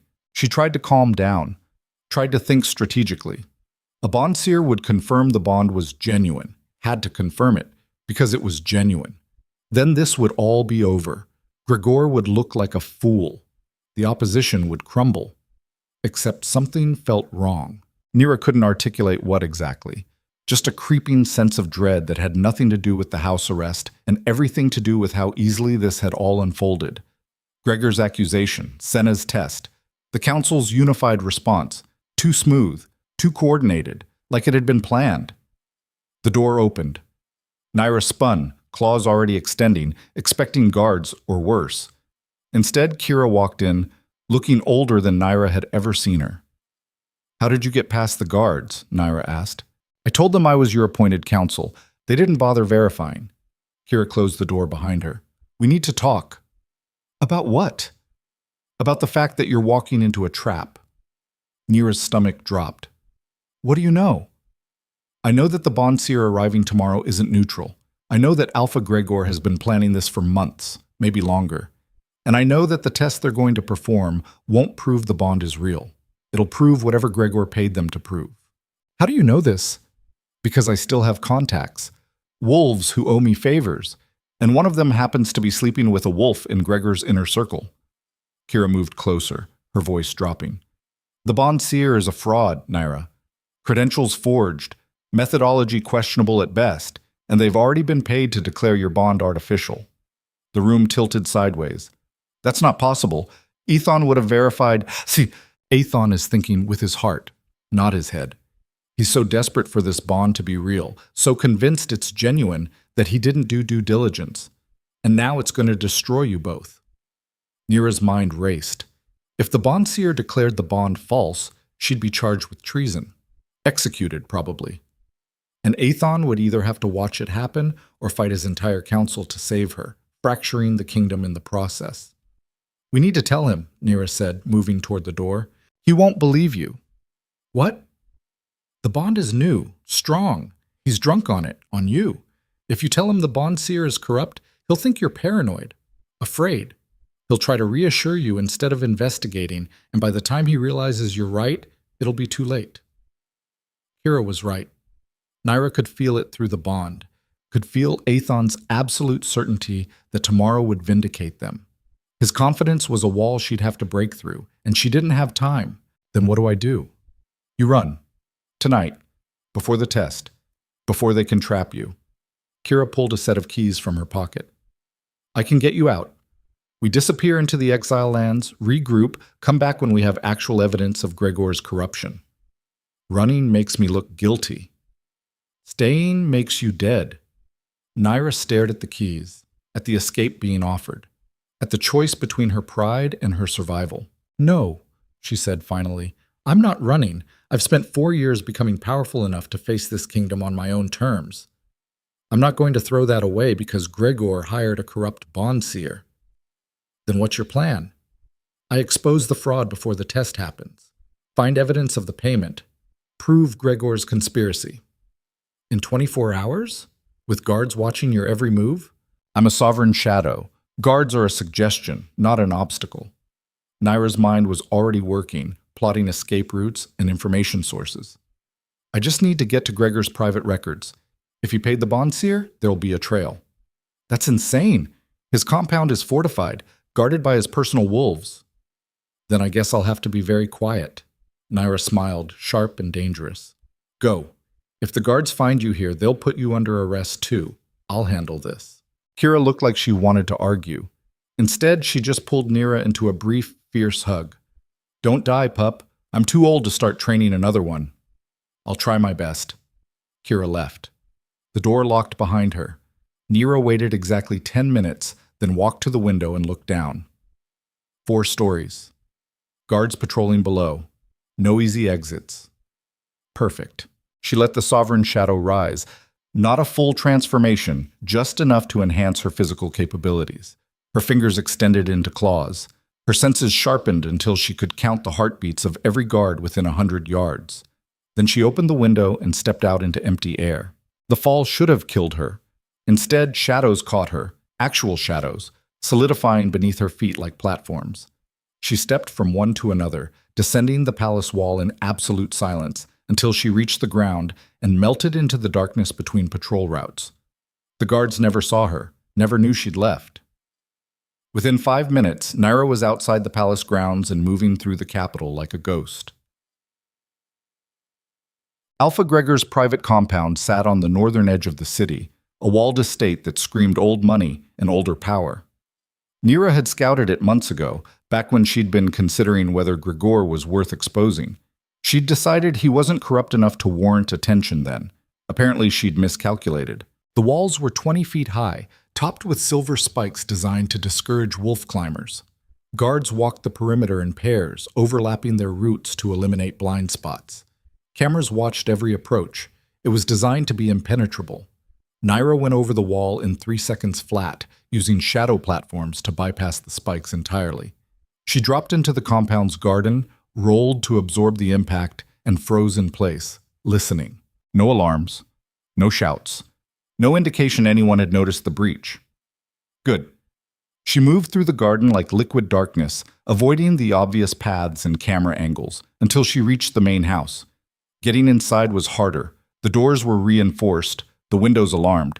But she found a servant's entrance that had been left unlocked, probably by someone sneaking out for a cigarette break. Inside, the house was quiet.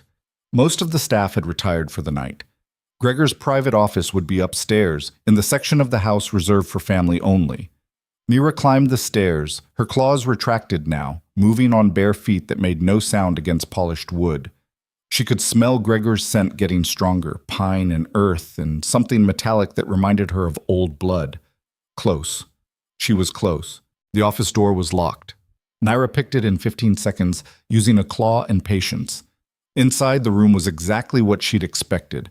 Dark wood, expensive furniture, walls lined with hunting trophies and family portraits. The desk dominated the space, covered in papers and correspondence. Nyra started searching, methodically, looking for anything that referenced the bond seer, payment records, communication about the plan to discredit her bond. She found nothing.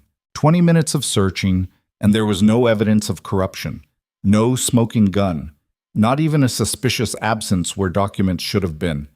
Either Gregor was smarter than she'd given him credit for, or Kira's information was wrong. Nyra was about to expand her search to other rooms when she felt it, a presence behind her, too close, moving too quietly to be an accident. She spun, claws extending. Carden stood in the doorway, his expression unreadable. "You shouldn't be here," Ethon II said quietly. "Neither should you. I followed you from the palace, watched you break house arrest, scale the walls, pick the lock. Very impressive. Also incredibly stupid." Carden stepped into the room and closed the door behind him. "What are you looking for?"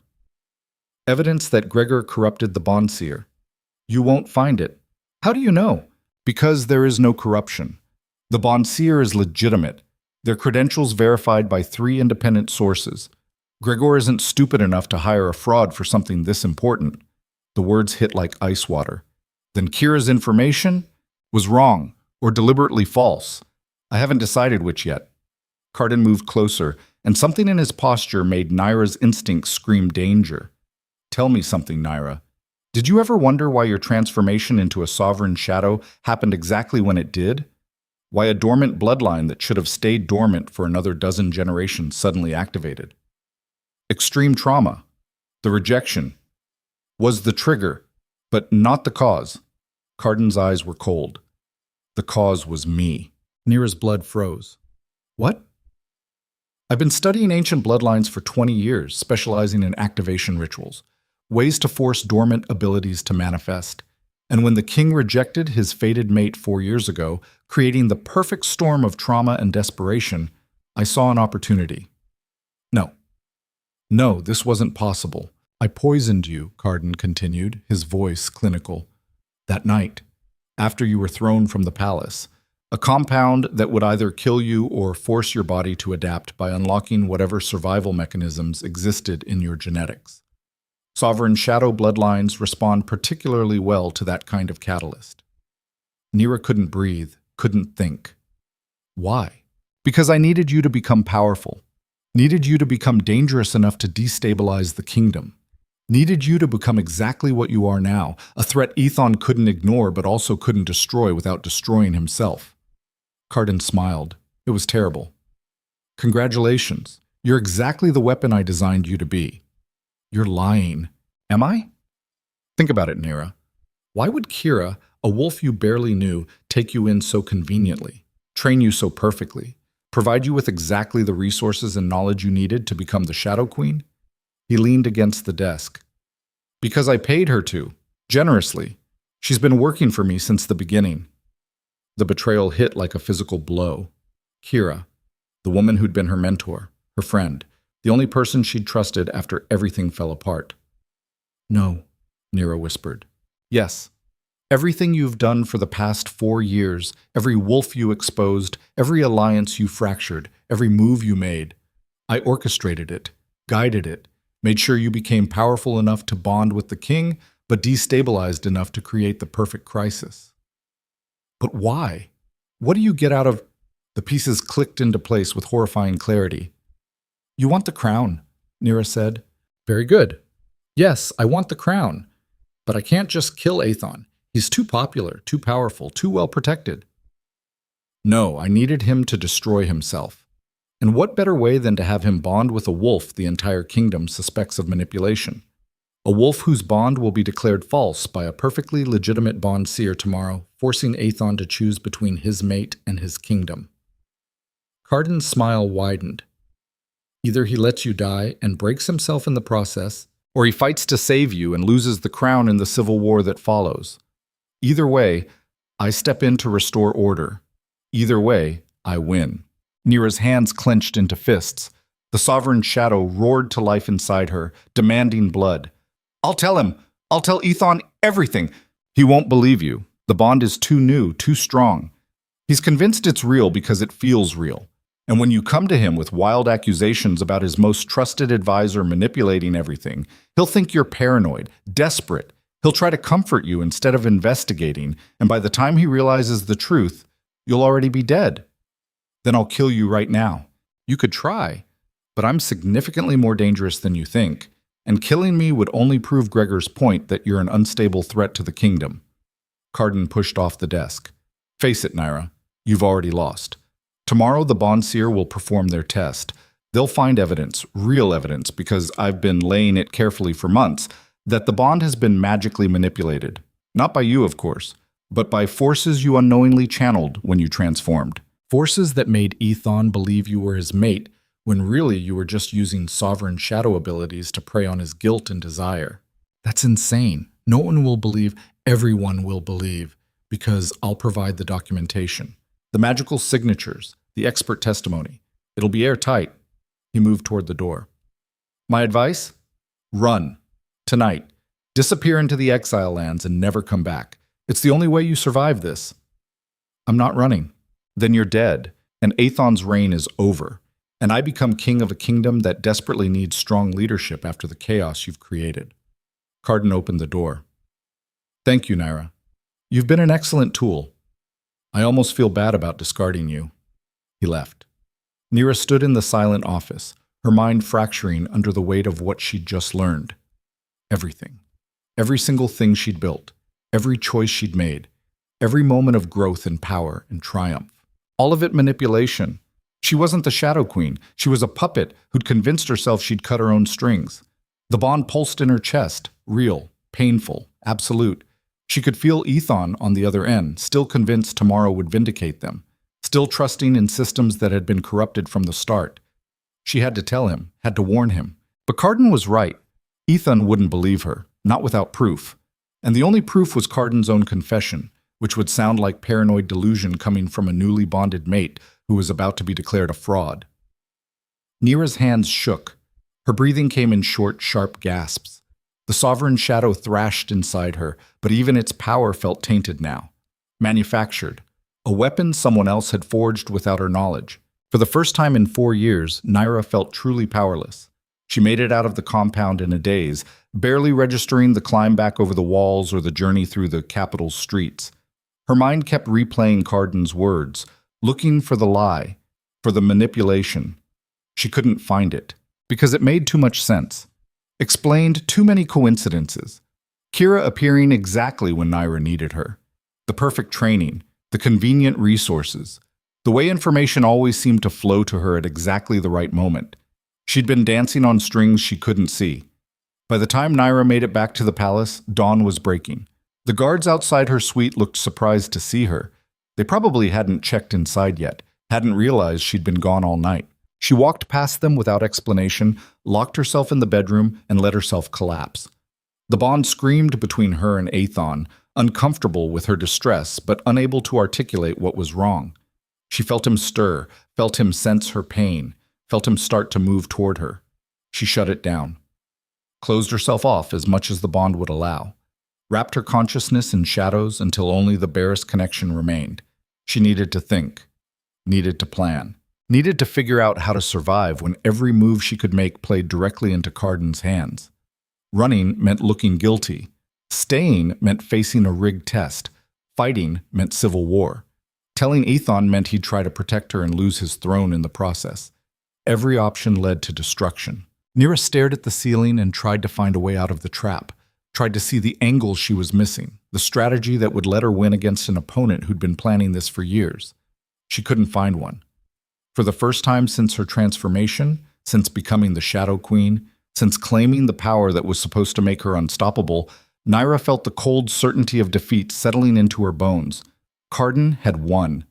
She just hadn't died yet. The door burst open.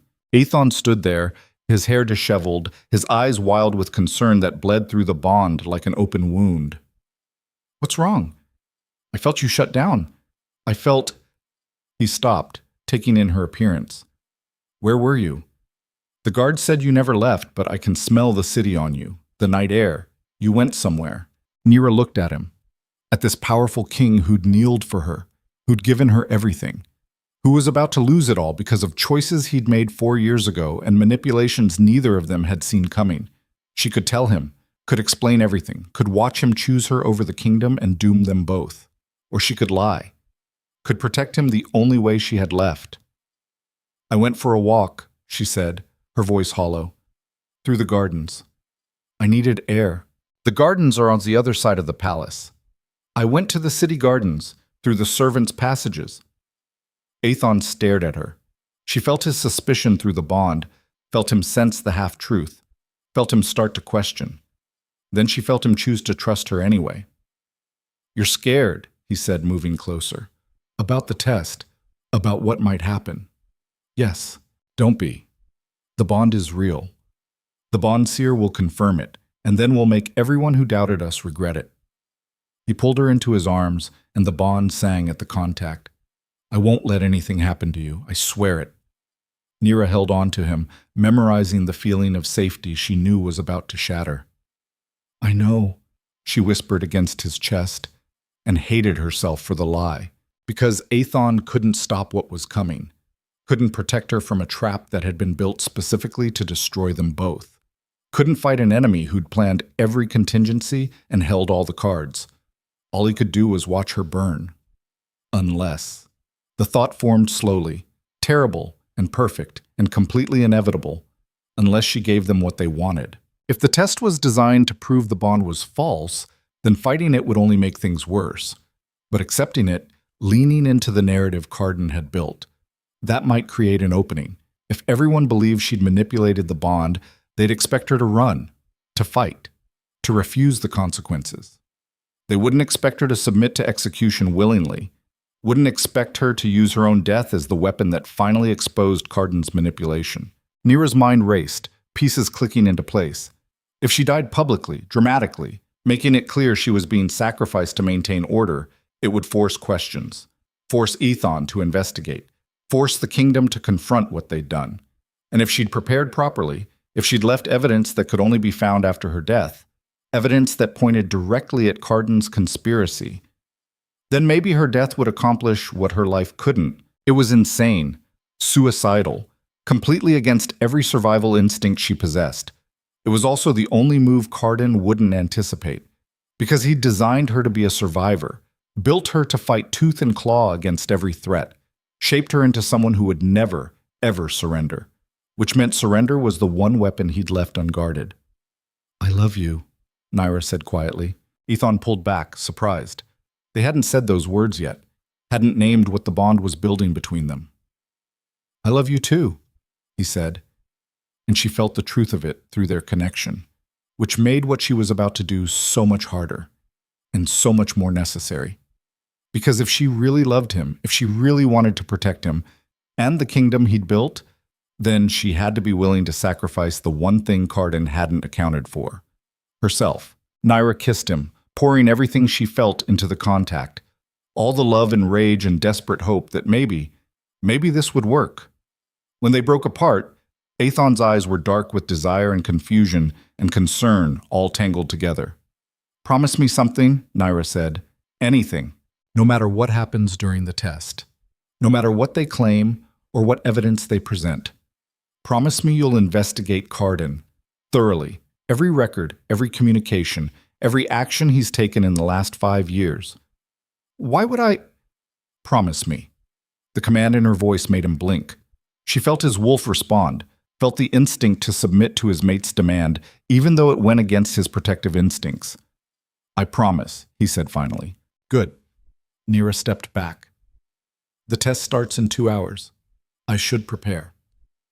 "Nyra, it's fine. Everything's going to be fine." Another lie. But he wanted to believe it, so he did. He left her alone. Nyra spent the next hour writing. Letters, evidence, carefully documented suspicions that would mean nothing now but everything after she was dead. She sealed them in envelopes marked with instructions, to be opened only in the event of her execution, to be delivered to specific wolves she trusted, to be made public if Aethon's investigation confirmed what she suspected. Then she hid them, in places only a sovereign shadow would think to look, places Aethon would find when he started questioning everything after she was gone. When the guards came to escort her to the testing chamber, Nyra walked with her head high and her heart breaking and the absolute certainty that she was about to make the hardest choice of her life. The chamber was deep beneath the palace, in rooms designed for magical work that required privacy and protection. The assembled alphas waited in an observation gallery above, watching through reinforced glass. Aethon stood with them, his face tight with tension, the bond between them pulled taut with his concern. The Bondseer waited in the center of the room, a small, unassuming wolf who looked nothing like the fraud Nyra had expected. They wore ceremonial robes and carried implements Nyra recognized from her research. Legitimate tools, real methodology, which meant Carden had been telling the truth. The Bondseer was real.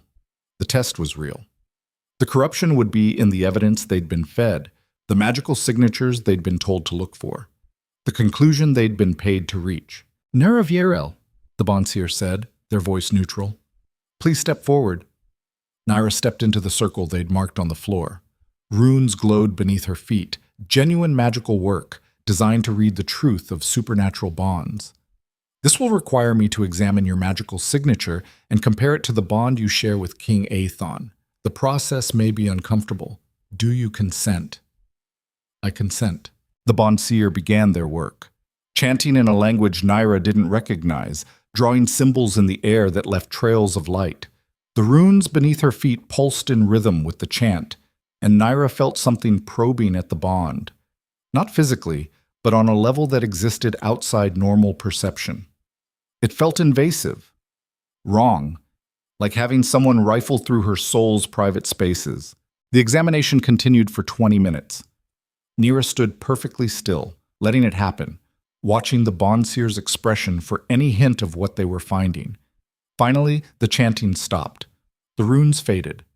The Bondseer stepped back, their face troubled. "I have completed the examination," they said, addressing the observation gallery. "And?" Gregor's voice came through speakers, eager, anticipatory. The bond between Nyra Varel and King Aethon Dre shows signs of external magical influence.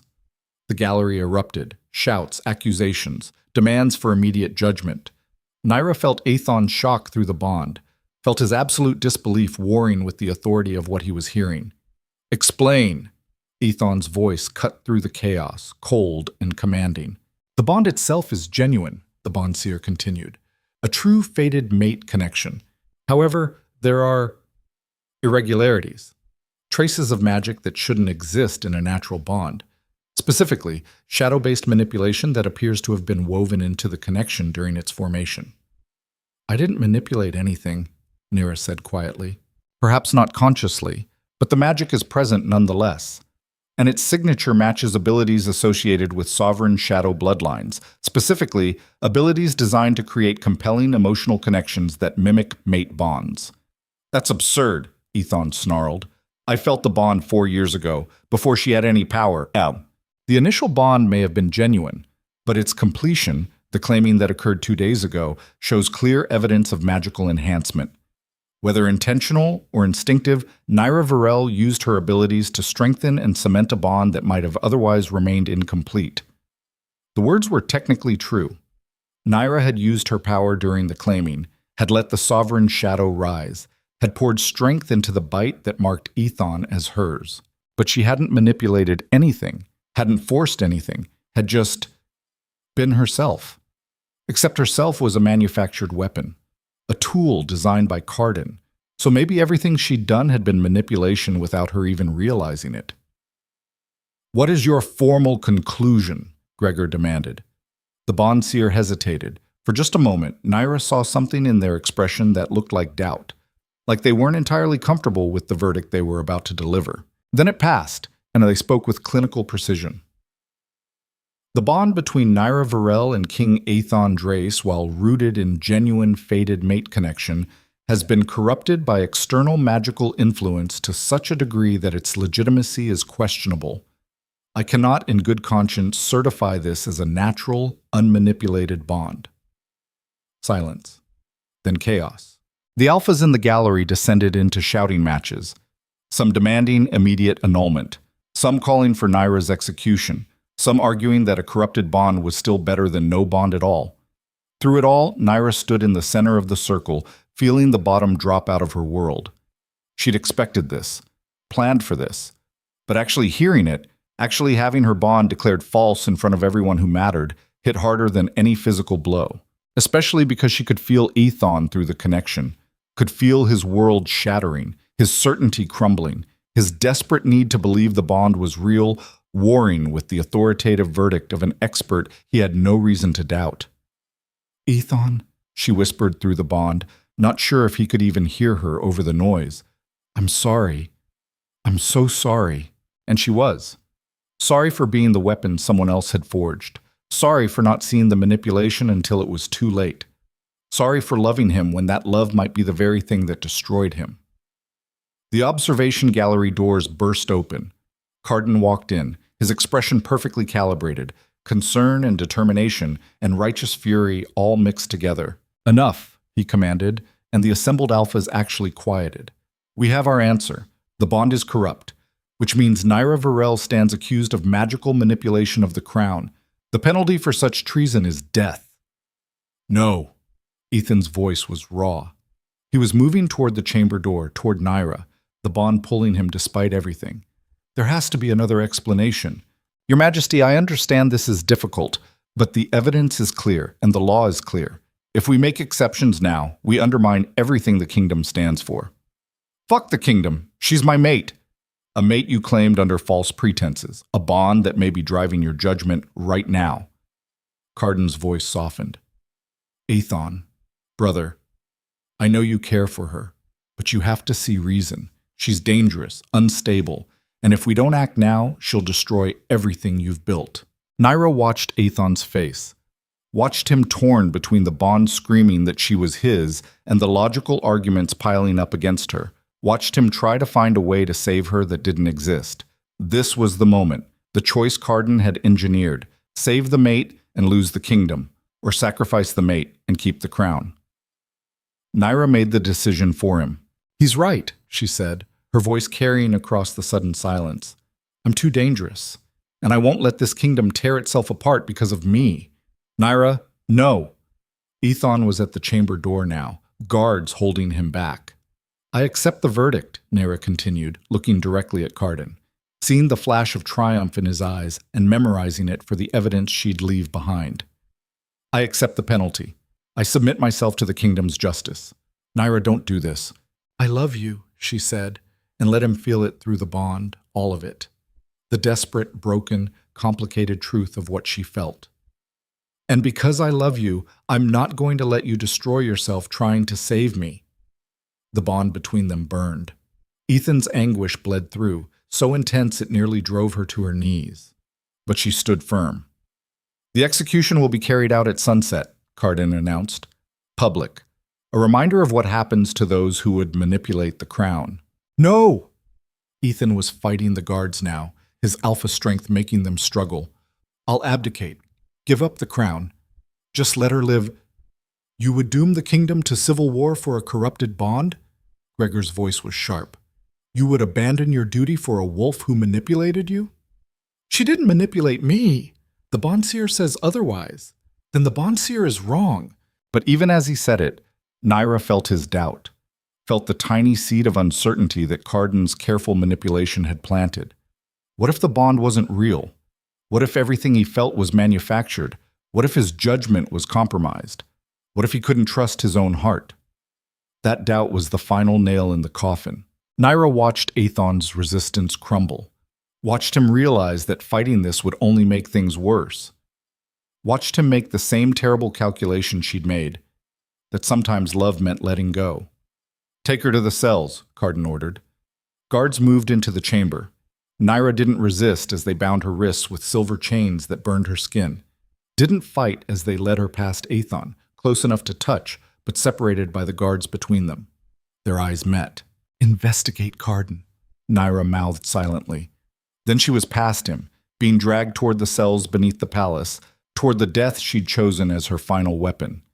And as the chamber door closed behind her, cutting off Athon's anguished roar, Nyra felt the bond between them, still present, still real, still burning with impossible intensity, and wondered if she'd just made the bravest choice of her life. The cell smelled like old blood and older despair.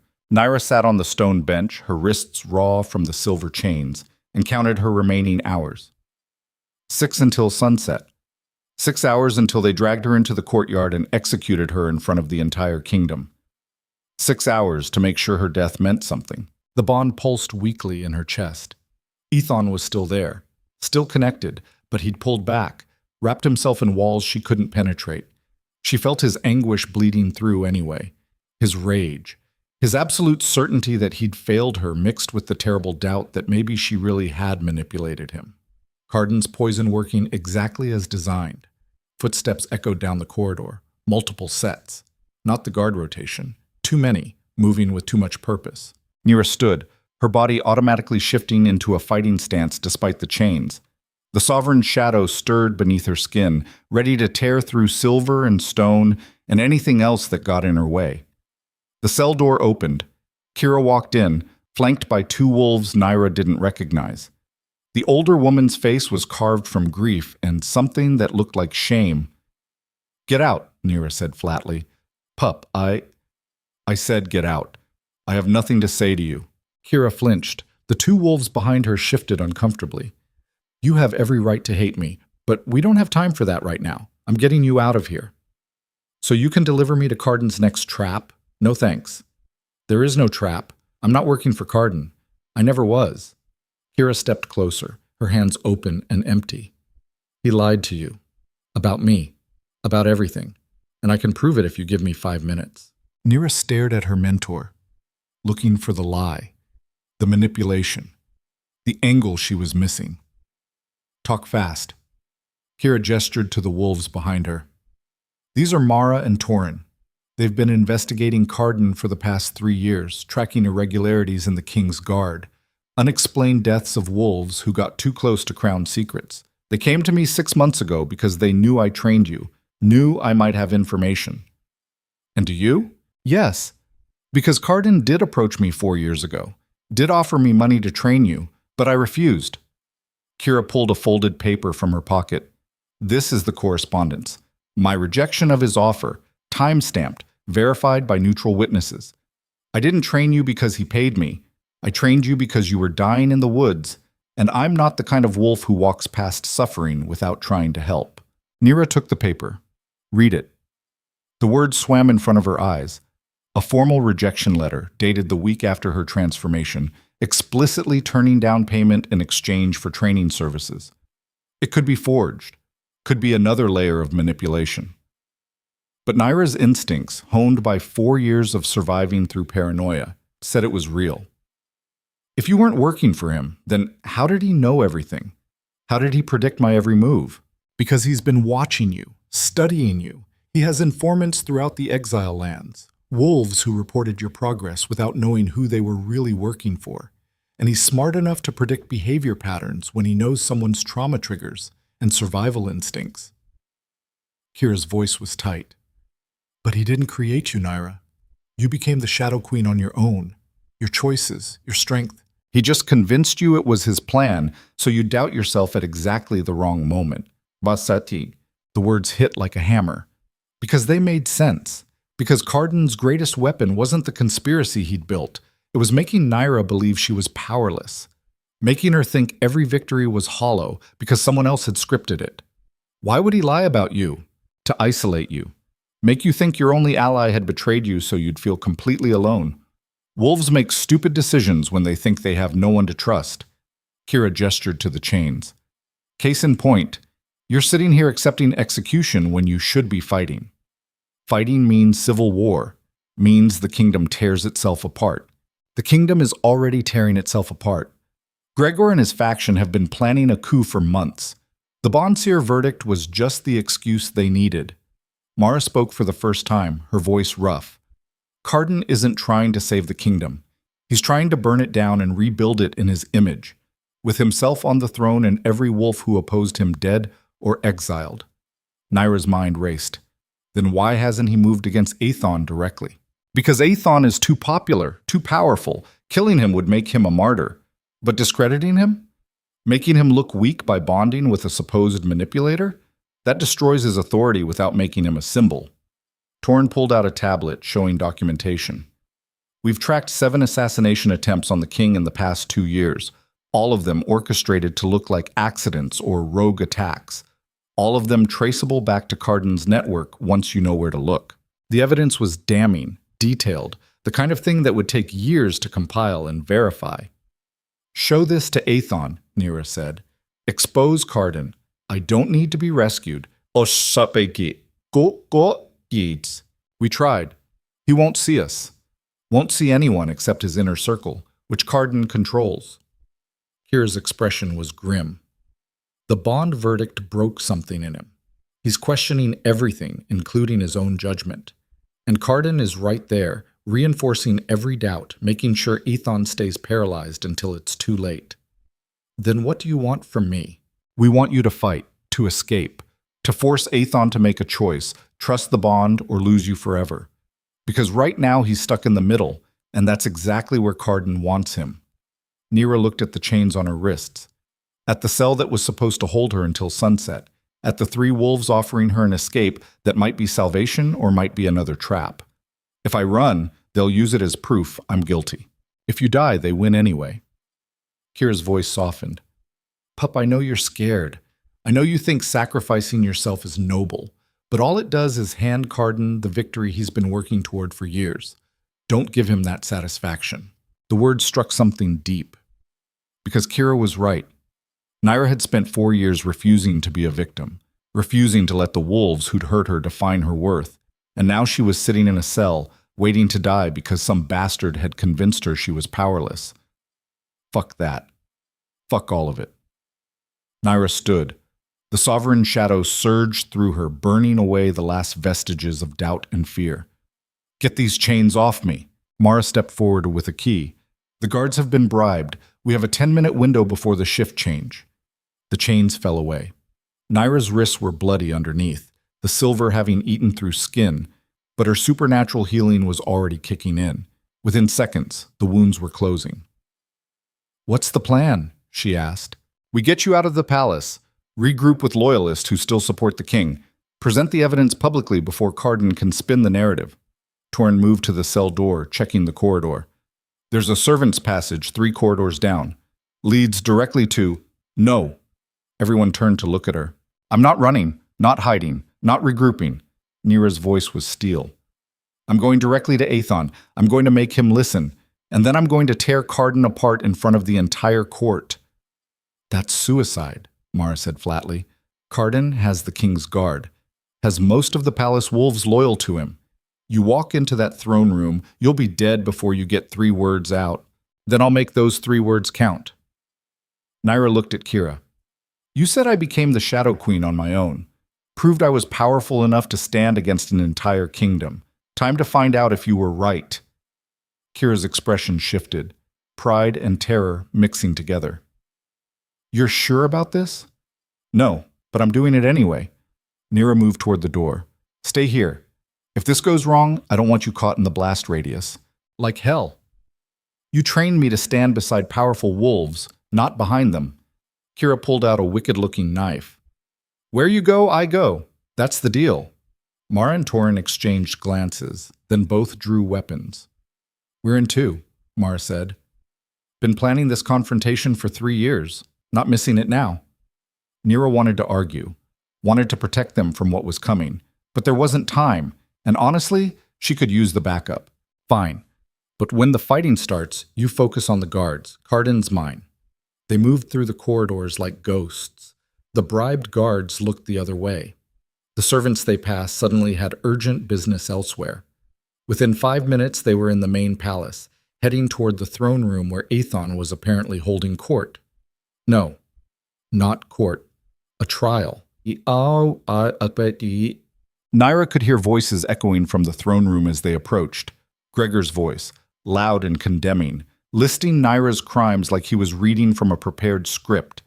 Other alphas chiming in, arguments about justice and tradition and the need for swift punishment.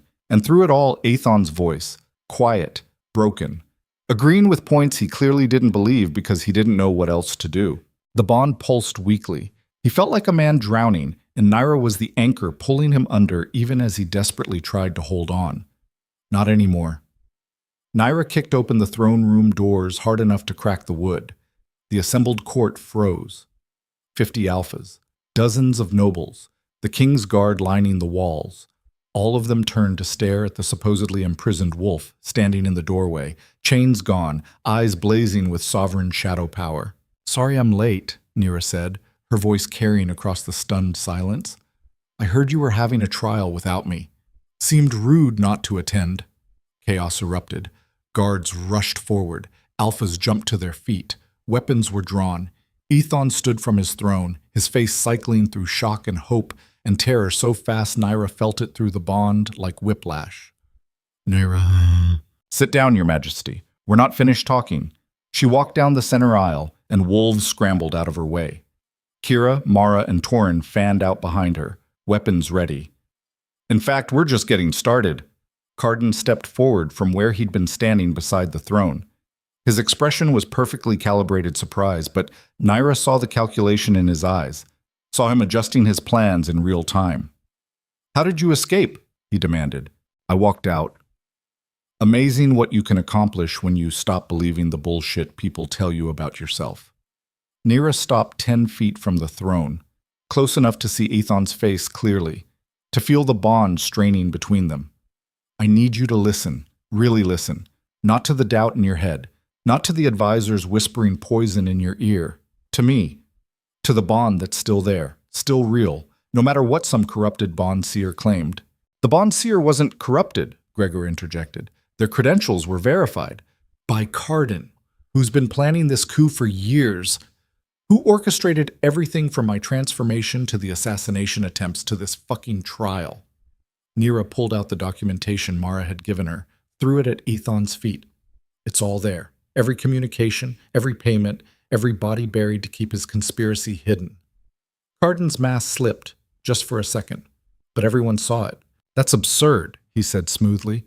She's desperate, grasping at conspiracies to avoid facing justice.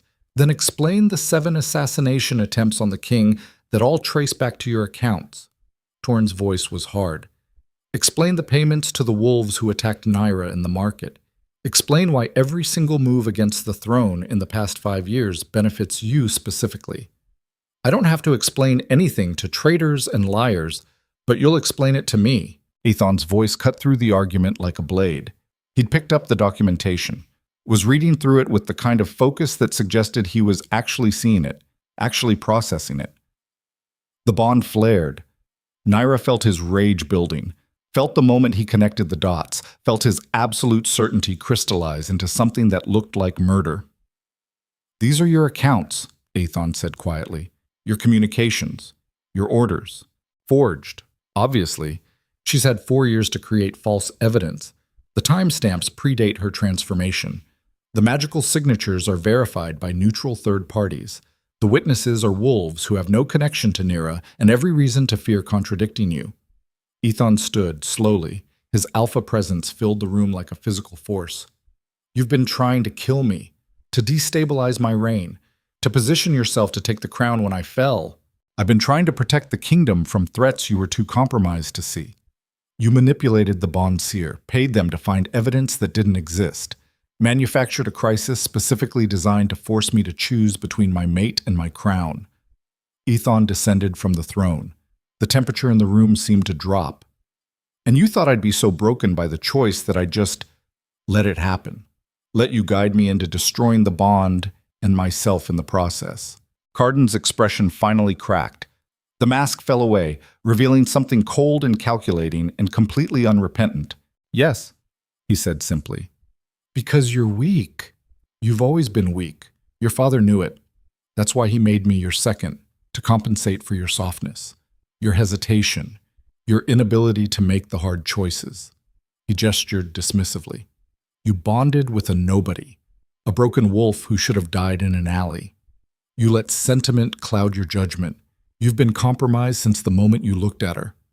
I'm not compromised. I'm in love. There's a difference. There really isn't. Not for a king.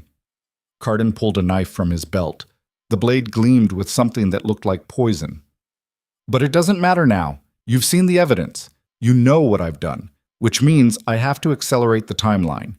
He moved faster than any normal wolf should have been able to, lunged at Aethon with the poisoned blade aimed at his heart, the attack so sudden that even the king's guard didn't react in time. Nyra moved faster. She crossed the distance in a heartbeat, shadows propelling her forward, and caught Carden's wrist an inch before the blade hit home. Her grip was iron, unbreakable. No, she said softly. You don't get to kill him. You don't get to win by murdering your way to the throne. Carden snarled. His free hand came up with a second blade, aimed at Nyra's throat. She caught that one too. For a frozen moment, they stood locked together. Carden's superior training against Nyra's supernatural strength, his decades of experience against her 4 years of hard-won skill. Then Nyra smiled. You forgot something when you planned all of this, when you manipulated and schemed and positioned your pieces. You forgot that I'm not just a wolf, not just a shadow queen. I'm the thing your ancestors tried to erase because it scared them. She let the sovereign shadow fully manifest. Her eyes went completely black. Shadows coiled around her arms like living things. Power rolled off her in waves that made every wolf in the room take an instinctive step back. I'm inevitable. Nyra twisted. Carden's wrists snapped with sounds like breaking branches. He screamed. The knives clattered to the floor. The king's guard finally moved, but not toward Nyra, toward Carden. Because Aethon was their king, and attacking their king was treason, and the evidence of that treason was literally scattered across the throne room floor. Carden fought like a cornered animal. Enhanced strength and speed that suggested he'd been using something beyond normal wolf abilities for years. He took down 3 guards before Nyra caught him again, drove him to the ground, and pressed him there with a hand around his throat. Yield, she commanded. Never. Then die. She started to squeeze, felt his windpipe compress, felt his pulse flutter under her palm, felt the absolute satisfaction of ending the bastard who'd tried to destroy everything she cared about. Nyra, don't. Aethon's voice, quiet, close. He'd moved beside her without her noticing, his hand on her shoulder. He tried to kill you, I know, and he'll face justice for it. But if you kill him like this, in rage, you become exactly what he accused you of being, a violent threat who can't be controlled. I don't care what they think of me. I know, but I care what you think of yourself. Aethon knelt beside her. You told me you weren't here to end the story. You were here to rewrite it. So rewrite it. Show them justice instead of vengeance. The words cut through her fury, reminded her of who she'd decided to be when she'd walked away from Aethon's throne room 4 years ago. Someone who chose herself, who didn't let others define her worth or her actions. Nyra released Carden's throat. He gasped, coughed, tried to crawl away. Guards grabbed him, hauled him to his feet, bound him with chains that would actually hold. "You're making a mistake," Carden spat blood. "The kingdom needs strength, not sentiment, not this pathetic devotion to a bond that makes you weak." "The bond doesn't make me weak, it makes me human." Ethan looked at the assembled alphas. "Which is what you all seem to have forgotten how to be. You're so focused on power and tradition and maintaining control that you've lost sight of why any of this matters." "Pretty speech," Gregor said. "Doesn't change the fact that your mate is still accused of bond manipulation. The bond seer's verdict stands E. The bond seer was given false information, fed magical signatures that Carden fabricated to support his narrative." Mara stepped forward, tablet in hand. "We have the original data, the real analysis, and it shows exactly what the bond is. A genuine fated mate connection with enhancement from Nyra's natural abilities during the claiming. Not manipulation, not corruption, just power." "You expect us to believe that?" another alpha challenged. "I expect you to verify it yourselves. Bring in 10 bond seers if you want. 20. Examine us until you're satisfied." Ethan's voice was iron. "But while you're doing that, you'll also be examining Carden's conspiracy. Every account, every payment, every wolf who participated. And anyone found to have been working with him will face the same charges of treason." The room went very quiet.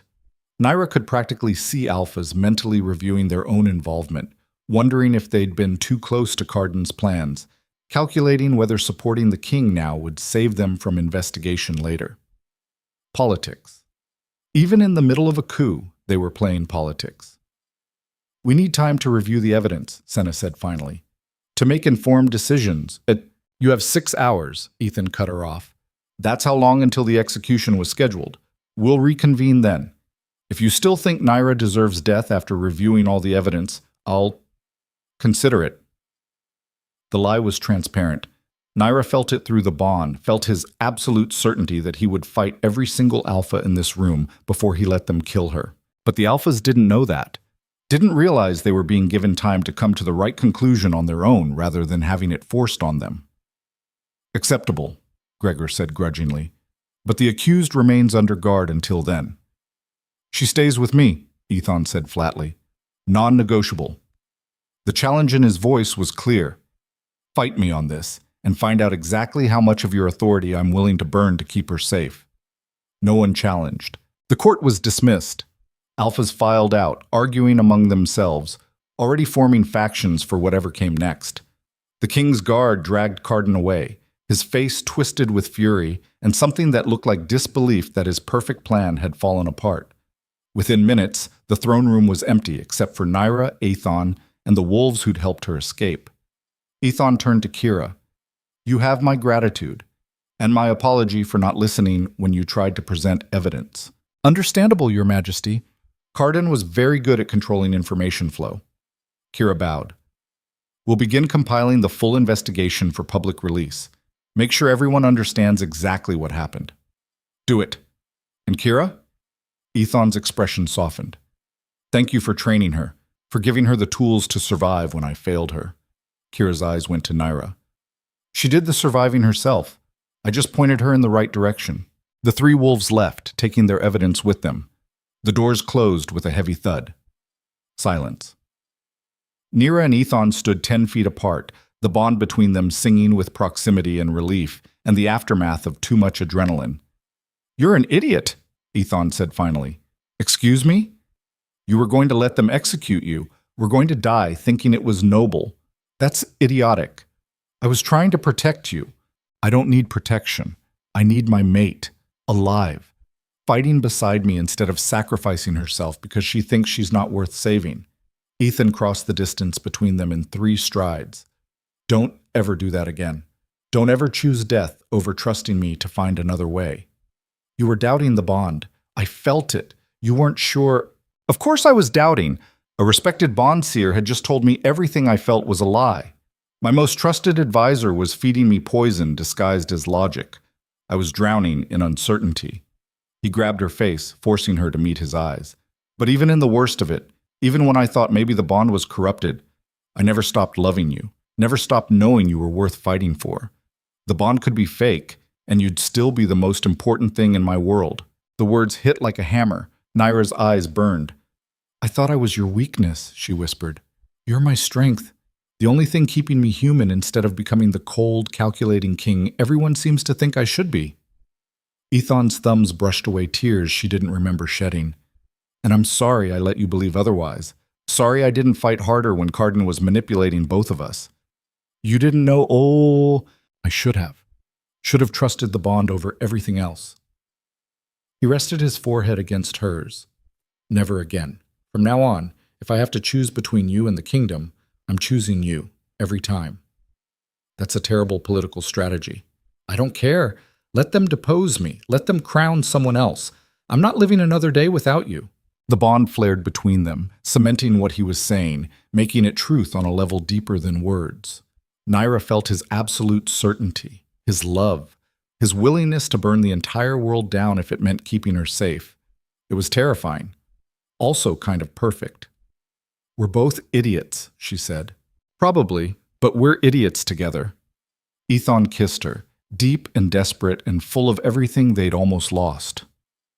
No more sacrifices, no more noble deaths. We fight, together, until there's nothing left to fight. Together, Nyra agreed. The throne room doors burst open again. A guard stumbled in, his face white with panic. Your Majesty, attack the western wall. Slow down. What attack? Gregor. He's brought his entire territory's military. Says he's not waiting 6 hours for a verdict. Says he's taking the palace now and restoring proper order. Nyra and Ethan exchanged glances. How many wolves? Ethan demanded. 2,000, maybe more. They're armed for war. We have maybe 500 loyalists in the palace, plus whoever among the king's guard isn't secretly working for Gregor. Nyra's mind was already calculating odds and finding them terrible. This is a coup, a real one. Then we end it. Ethan's voice was cold, final. Gather every wolf loyal to the crown. Arm them. Fortify the palace. If Gregor wants war, we'll give him war. Your Majesty, we can't hold against those numbers. We don't have to hold. We just have to survive long enough for the other alphas to see Gregor for what he is, a traitor trying to seize power through violence. Ethan looked at Nyra. Can you fight? Can I breathe? Good, because I'm going to need the Shadow Queen at her most terrifying for this. Nyra smiled, sharp, dangerous, ready. Then let's show them why some bloodlines were meant to be feared. They ran through the palace together, the bond singing between them, calling wolves to their cause. Within minutes, the loyal guards were armed and positioned. Within an hour, the western wall was reinforced with every defensive ward and physical barrier they could manage. It wouldn't be enough. Gregor's forces hit the wall like a tsunami. The sound of 2,000 wolves attacking simultaneously was deafening. Howls and snarls, and the crash of bodies against stone. The wards held for maybe 10 minutes before shattering under sustained assault. Then the real fighting began. Nyra shifted to her sovereign shadow form and threw herself into the battle like a force of nature. She was faster than Gregor's wolves, stronger, and absolutely terrifying in ways that made trained soldiers hesitate. She tore through their ranks, creating chaos and fear, and enough of a disruption that the defenders could hold. But there were so many.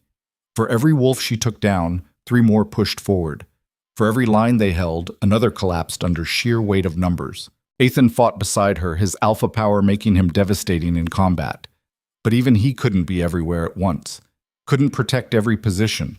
Couldn't stop the slow, inevitable collapse of their defensive perimeter. They fell back. Once, twice, 3 times. Until they were defending the palace itself, wolves fighting in corridors never meant for battle, blood-slicking marble floors, the dead piling up in rooms designed for art and politics and beauty. Nyra killed until her claws were numb and her body was soaked in blood that wasn't all hers. Killed until the sovereign shadow was drunk on violence and ready to just let go, just give in to the rage and destroy everything. Then she felt Ethan fall through the bond, not die, just fall, wounded, overwhelmed by numbers. Nyra turned, saw him surrounded by 12 of Gregor's elite guards, fighting like a cornered animal but clearly losing. She didn't think, didn't calculate. Just let the sovereign shadow fully manifest, more fully than she ever had before, pulling on abilities she'd barely understood existed. Shadows exploded outward from her body like a bomb detonating. They slammed into Gregor's wolves with physical force, throwing them backward, crushing some against walls hard enough to break bones.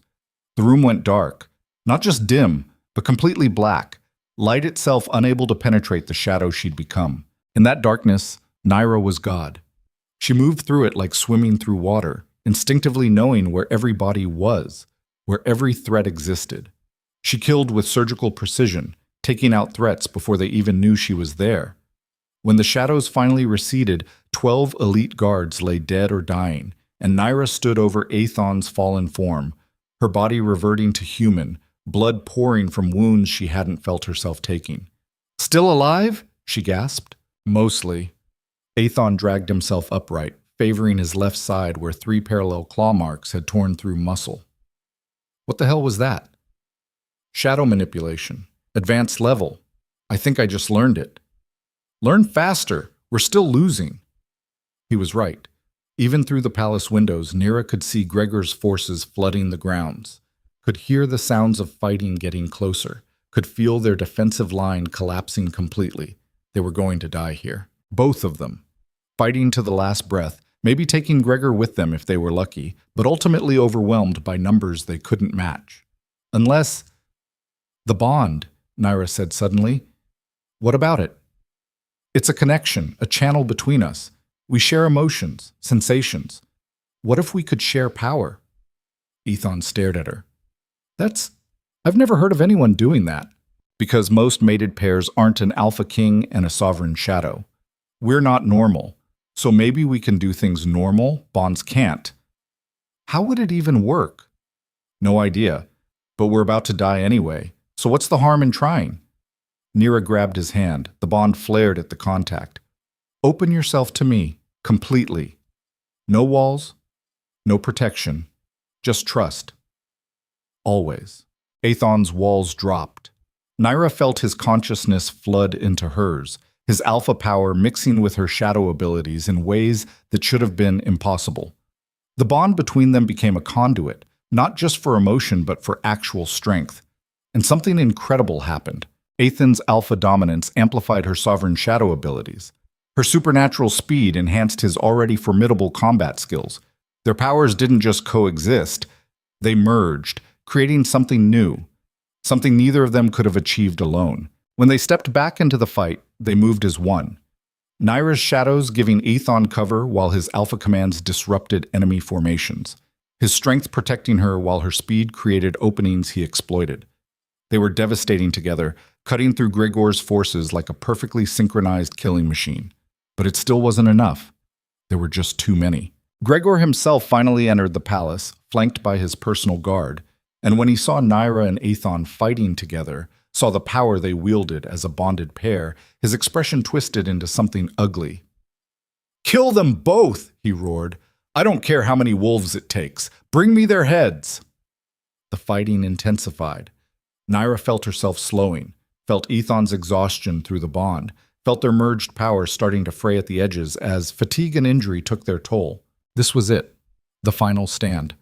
The moment where they'd either triumph or the throne room was burning. Not literally, though parts of it were smoking from where fire-based attacks had scorched ancient stone, but metaphorically. Everything the room represented, everything it had stood for across centuries of tradition and power, was being consumed in violence that showed no signs of stopping. Nyra tasted blood. Hers, Aethon's, enemies. It all mixed together until she couldn't distinguish one from another. Her vision was starting to blur at the edges, the sovereign shadow straining against limits even supernatural healing couldn't overcome fast enough. Beside her, Aethon fought with the desperate efficiency of a wolf who knew he was watching his kingdom die. Every command he issued carried alpha compulsion that should have dropped wolves to their knees, but Gregor's forces had been prepared, warded against it somehow. Another detail in a conspiracy that had run deeper than either of them had realized. "Fall back to the inner chambers," Aethon gasped. Blood ran from a gash across his temple. "We can fortify and die slower. Great plan." Nyra caught an attacker's throat mid-lunge, crushed his windpipe, let him drop. We need to end this now. How? There are hundreds of them. Then we make them stop wanting to fight. Nyra's eyes found Gregor across the chaos. The old alpha stood near the main entrance, directing his forces like a general who'd already won. His confidence was absolute, infuriating, also his weakness. "Cover me," Nyra said. "What are you—" She was already moving. Shadows wrapped around her body like armor as she carved a path through Gregor's wolves with single-minded brutality, not trying to kill everyone, just trying to reach the one wolf who mattered. Gregor saw her coming. His eyes widened fractionally, the first sign of actual fear she'd seen from him all night. Good. She hit him like a freight train. They went down together, crashing through a marble column that had stood for 200 years. Stone exploded. Dust filled the air. Nyra ended up on top, her hand around his throat, her claws pressed against the major arteries in his neck. "Call them off," she snarled.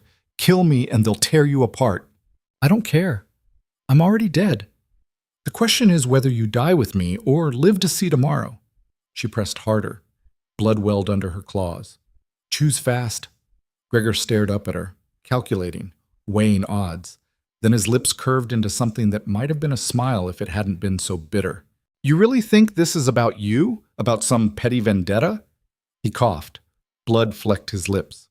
"This is about saving the kingdom from a weak king who chooses sentiment over strength. You're just the excuse we needed." "We? You think I'm alone in this? Half the alphas in the Northern Territories are waiting to see if I succeed.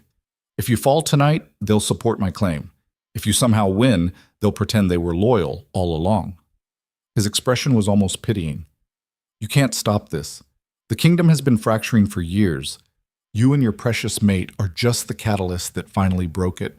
The words hit like physical blows because they were true. Nyra could feel it, the wrongness that had permeated pack structure long before she'd ever been rejected, the rot that ran too deep to cut out cleanly. "Then we'll rebuild it," she said. "With what?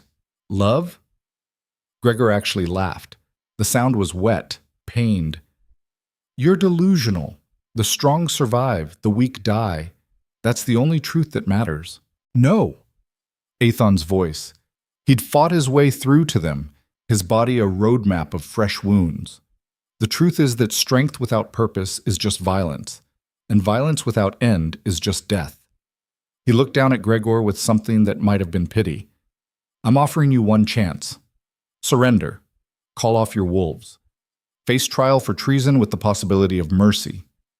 And if I refuse, then Nyra kills you, and I spend the rest of my reign hunting down every wolf who supported this coup." Ethan's voice was iron. "I'll burn entire territories if that's what it takes. I'll make examples so brutal that no one will ever consider rebellion again. I don't want to be that king, but I will be if you force my hand." The threat wasn't empty.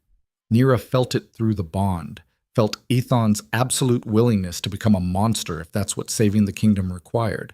Gregor felt it too. His calculation shifted. "I want immunity for my wolves, the ones who were just following orders." Granted, but the conspirators face justice. "And me?" "Exile. Permanent. You leave the Northern Territories tonight and never return." "That's not mercy. That's a slow death sentence." "It's more than you deserve." Ethan's expression was carved from stone. "Take it or die here. Those are your options." Silence stretched. Around them, the fighting had slowed as wolves realized their leaders were negotiating, everyone waiting to see which way this would break. "Fine," Gregor spat. "Exile. But I want it in writing, signed by you and witnessed by the remaining alphas." "Done," Ethan looked at Nyra. "Let him up." Every instinct screamed at her to finish it, to end the threat permanently. But she'd meant what she said about rewriting the story, about being more than just violence in a prettier package. She released Gregor's throat and stepped back. The old alpha stood slowly, his hand pressed to his bleeding neck. "You're making a mistake. Mercy is weakness." "Maybe," Nyra said, "but it's our weakness to make." Gregor's laugh was bitter. He turned to his forces and raised his voice. "Stand down, all of you. The coup is over." The response wasn't immediate. Wolves looked at each other, confused, angry, some clearly wanting to continue fighting, But without their alpha's command, without unified leadership, the momentum bled away. Within minutes, weapons were being lowered. Within an hour, Gregor's forces were retreating from the palace, leaving behind their dead and wounded. The battle was over. The throne room looked like an abattoir. Blood pooled in the grooves of the marble floor. Bodies, so many bodies, lay where they'd fallen. The beautiful tapestries that had lined the walls were shredded. The ancient columns were cracked. The throne itself had a sword embedded in its back. Nyra stood in the center of the destruction and tried to remember what winning was supposed to feel like. This wasn't it. "We need to address the alphas," Aethon said quietly. He'd found a cloth somewhere, was using it to wipe blood from his face. Before they decide Gregor had the right idea, and someone else should try finishing what he started. "You think they will?" "I think they're scared, and scared wolves do unpredictable things." He looked at her. "Are you ready for this?" "For what?" "For proving we're worth following, that the bond between us makes us stronger, not weaker, that love and power can coexist." His smile was tired, for basically everything we've been fighting for the past 4 years. Nyra wanted to say no, wanted to collapse and let someone else handle the politics and the posturing and the careful dance of convincing 50 territorial alphas that they wouldn't be better off with a different king, but that wasn't an option. "Let's do it before I remember I'm supposed to be dead." The Emergency Alpha Council was called for dawn. They gathered in what was left of the throne room, those who'd supported Gregor standing on one side, those who'd stayed neutral clustered in the middle, and the handful who'd actively fought for Aethon on the other. It was a pathetically small group on Aethon's side. Nyra stood beside the throne, her wounds bandaged but still visible, making a statement, showing strength through survival rather than hiding the cost of their victory. Aethon addressed them without sitting, without claiming the elevation of the throne. Standing on the same level as the alphas, he was asking to follow him. "Last night we faced a coup, a coordinated attempt to overthrow the crown and install Alpha Gregor in my place." His voice carried across the silent room. "Some of you supported it actively, some passively. Some of you are still deciding if you made the right choice backing me." No one denied it. The honesty was almost refreshing.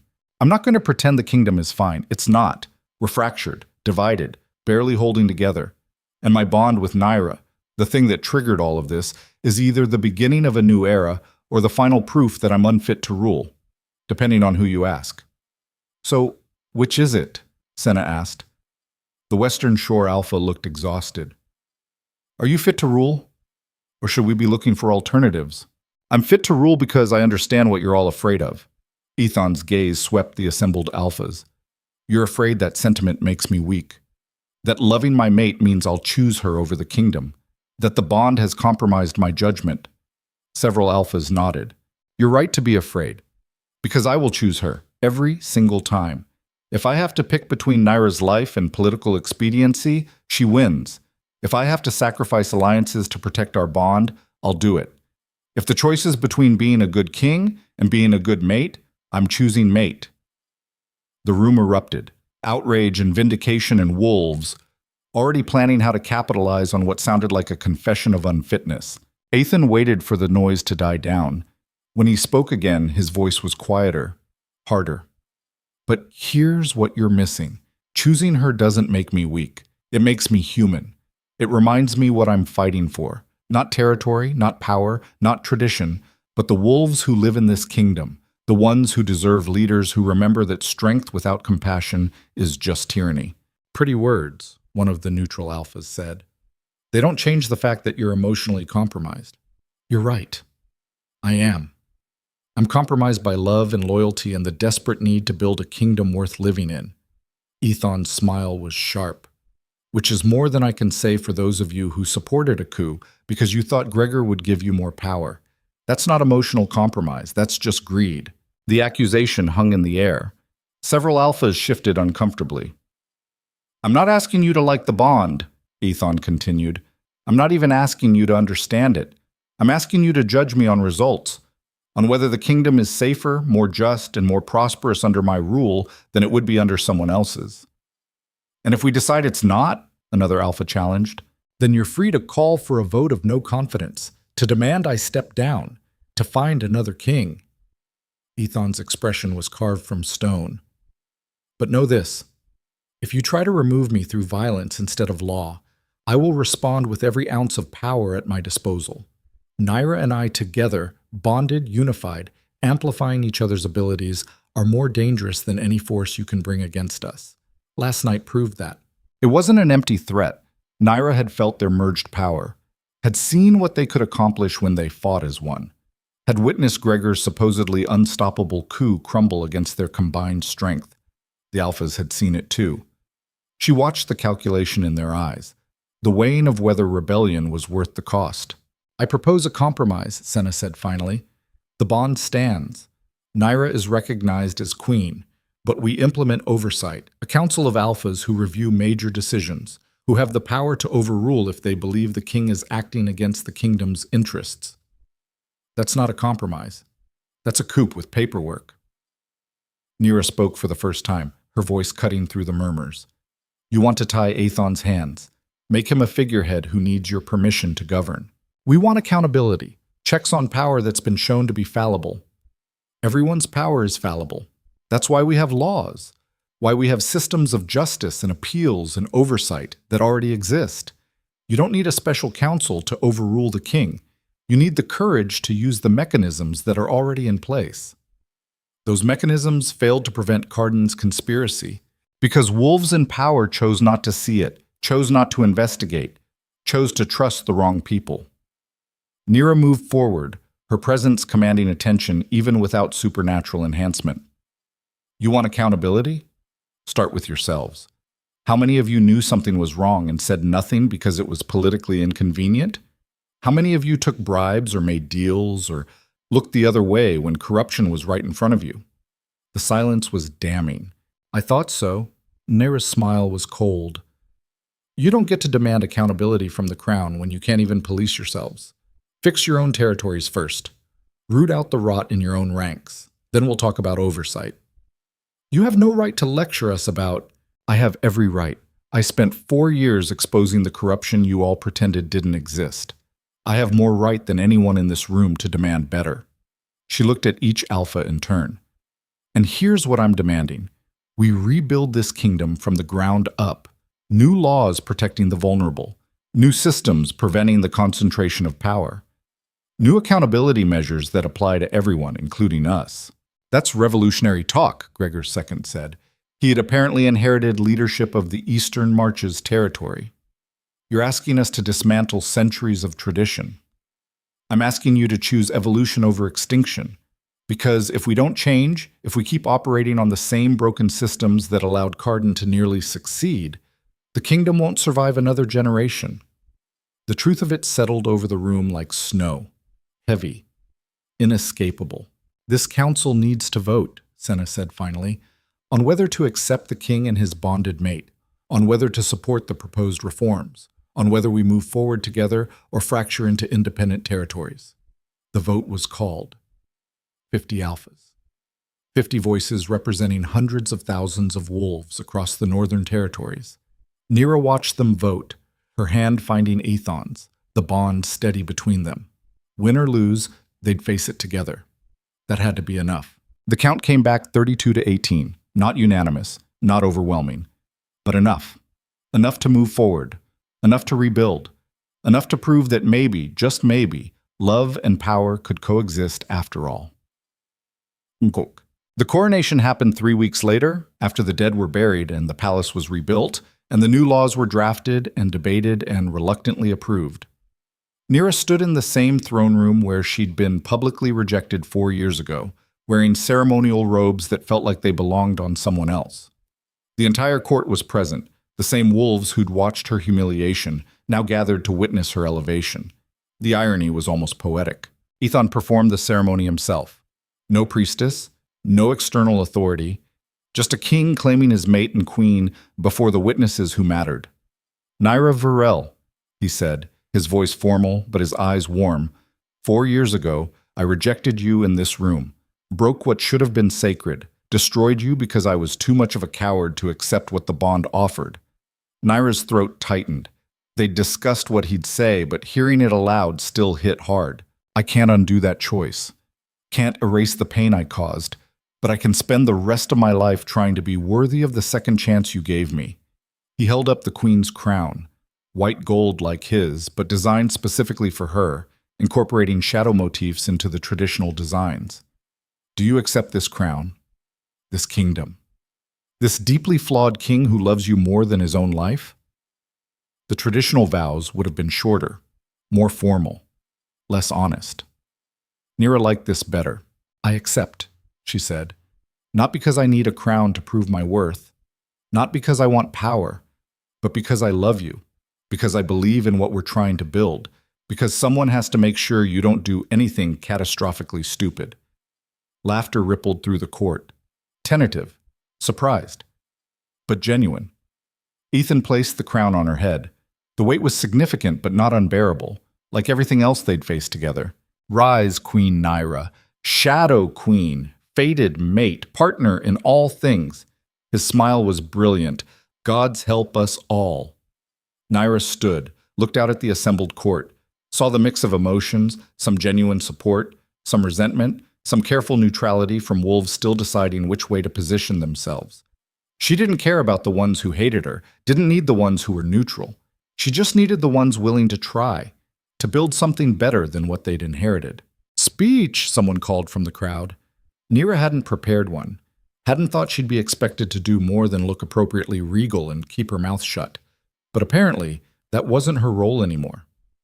"4 years ago, I stood in this room and learned exactly what I was worth in the eyes of this kingdom," she said, her voice carrying.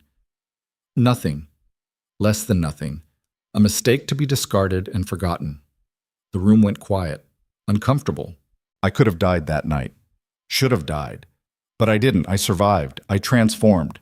I became something that scared you because you'd never bothered to consider that the broken things you threw away might come back stronger." Several alphas shifted. Nyra saw recognition in their expressions. Guilt, maybe. "I'm not here because I need your approval. I'm here because I chose to be. Because I looked at this broken kingdom and decided it was worth fixing, worth fighting for, worth bleeding for." She paused. "And I'm asking you to make the same choice. Not for me, not even for your king, but for yourselves. For the wolves who depend on you to lead with wisdom instead of just power." "What does that look like?" someone asked. "It looks like accountability, like laws that apply equally to everyone, like systems that protect the vulnerable instead of just the strong, like remembering that being alpha doesn't mean you're infallible." Nyra's eyes swept the room. "It looks like building a kingdom where a wolf like me, rejected, broken, wrong in every way that supposedly mattered, can stand here wearing a crown because she earned it. Not because of her bloodline, not because of who her family was, but because she was strong enough and stubborn enough and willing to bleed enough to change the story." Well, the silence that followed was different, thoughtful, considering. "We won't get it right immediately," Nyra continued. "We'll make mistakes. We'll fight. We'll disagree on what justice looks like and how to balance tradition with progress. But we'll do it together, as a kingdom, not as isolated territories constantly competing for scraps of power." She looked at Ethan, at the mate who'd destroyed and saved her in equal measure. "And we'll do it with love as our foundation, not sentiment, not weakness, but the fierce, complicated, difficult love that makes you fight harder because you have something worth protecting."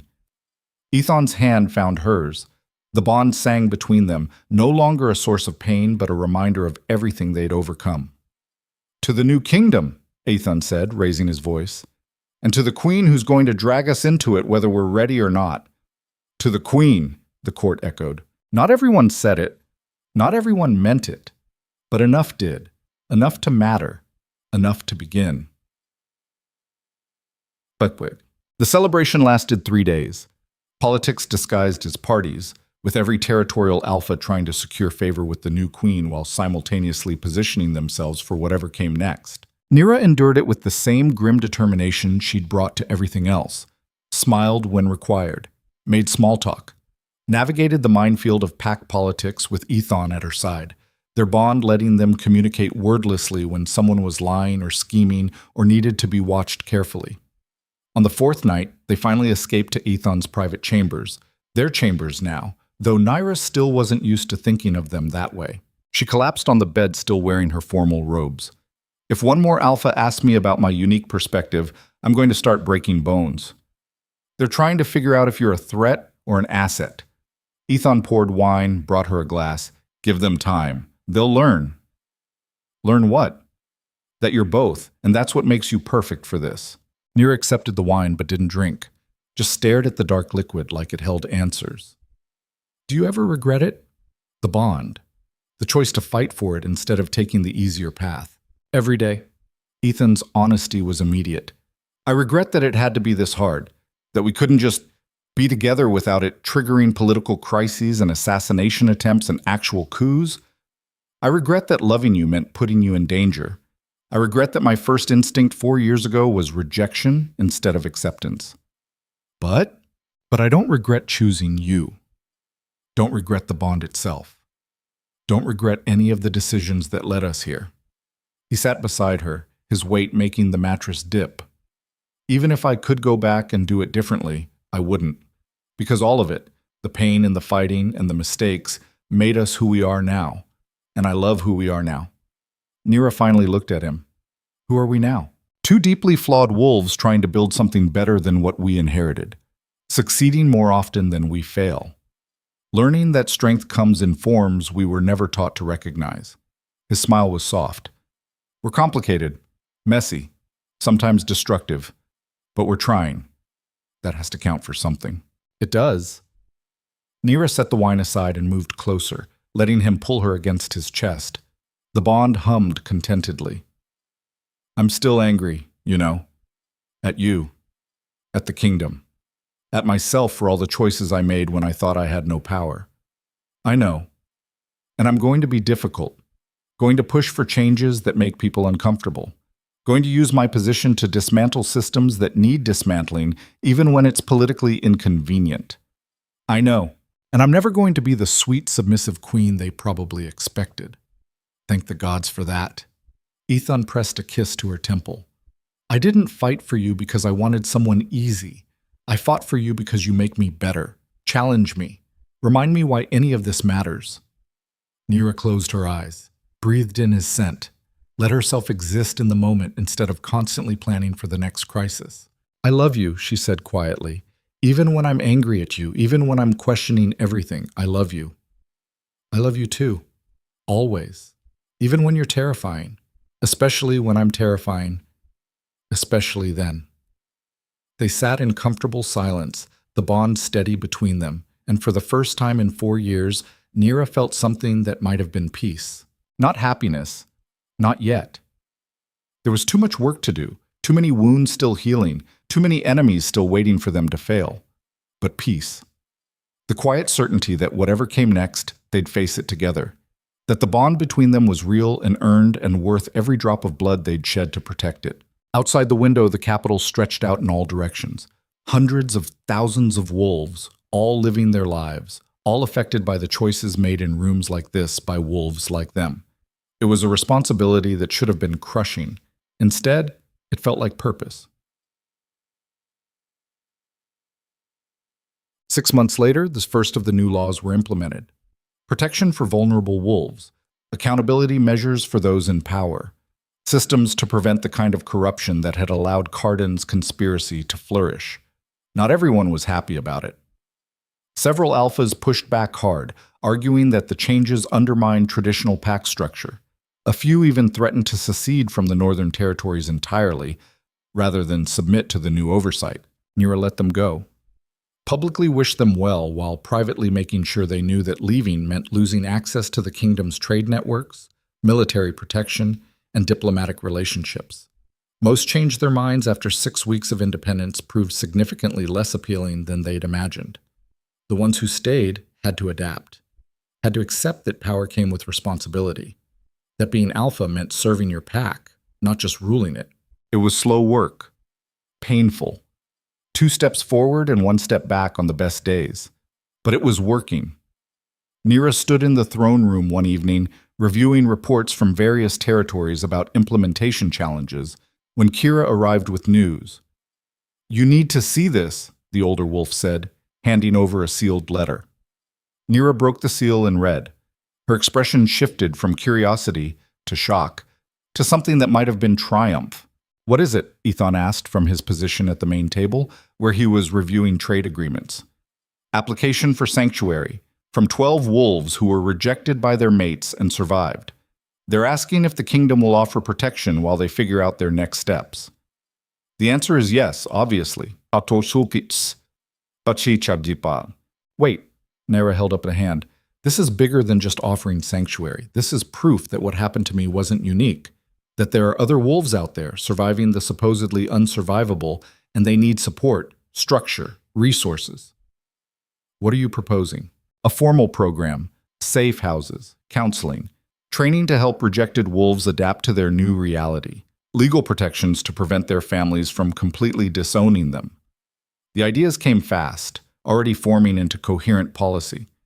"We make it clear that rejection doesn't equal worthlessness, that survival is possible, that there's life after the bond breaks." Ethan studied her. "This is personal for you. Everything we do is personal. That's the point." Nyra set the letter down. "I had Kira. I had resources and opportunities that most rejected wolves won't get. If we can provide even a fraction of that support through official channels, we might save lives." "Do it. Draft the proposal. We'll present it at the next council session." The proposal passed? Barely. But it passed. Within a year, the first sanctuary house opened in the capital. Within 3 years, there were facilities in every major territory. Not all of them were successful. Some failed due to funding issues or lack of local support. But enough worked. Enough lives were saved. Enough wolves found second chances. And every time Nyra visited one of the facilities, every time she met a survivor who'd thought they were worthless and discovered they were just beginning, she felt the weight of that night 4 years ago shift fractionally. Not erased, not forgiven, but transformed into something that mattered.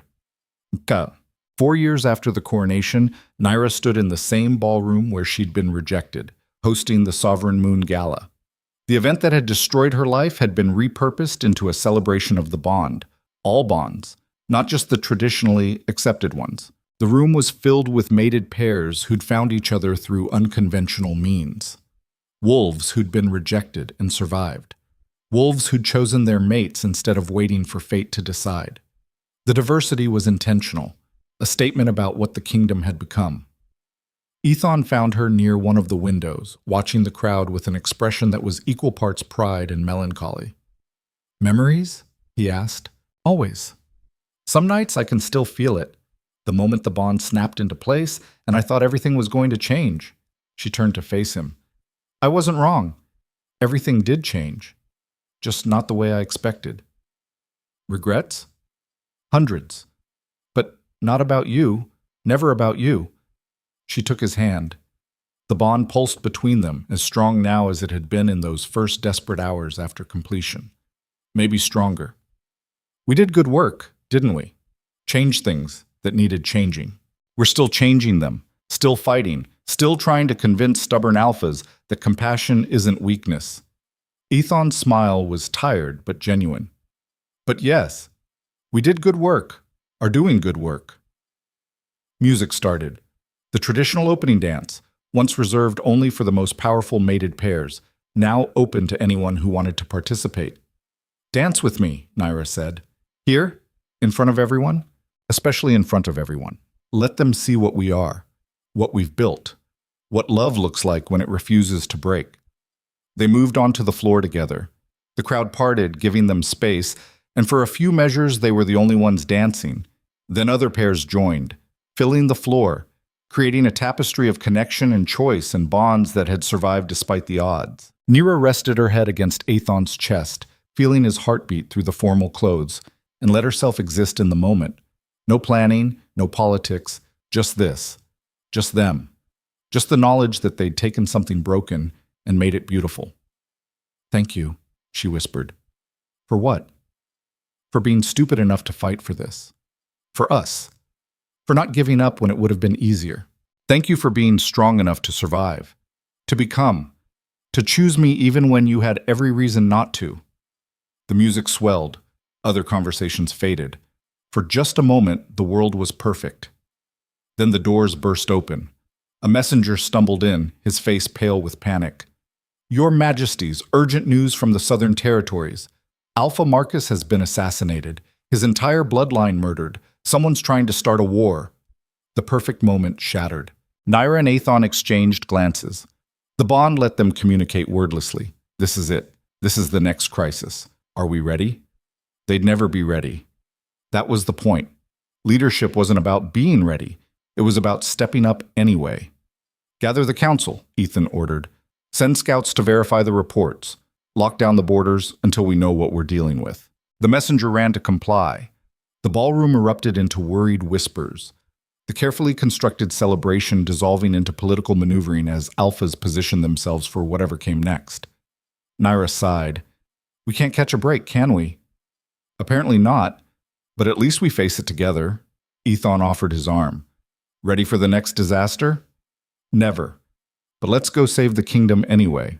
They left the ballroom together, the bond steady between them, and whatever came next, wars or coups or political nightmares they couldn't even imagine yet, they'd face it the same way they'd faced everything else, as partners, as mates, as two wolves who'd been broken by the world and decided to remake it instead of letting it destroy them. The Shadow Queen and her king walking into the chaos, and absolutely no one stupid enough to stand in their way. 20 years later, the histories would record this night as the beginning of the Southern War. 3 years of brutal conflict that reshaped territorial boundaries and cost thousands of lives before peace was finally achieved. Nyra and Aethon would navigate it together, making impossible choices, compromising their ideals, and emerging on the other side changed but intact. 30 years later, the reforms they'd started would be fully implemented across all northern territories. The sanctuary program for rejected wolves would be considered one of the kingdom's greatest social achievements. New generations would grow up in a world where bonds were respected but didn't define worth, where power came with accountability, where even the broken had value.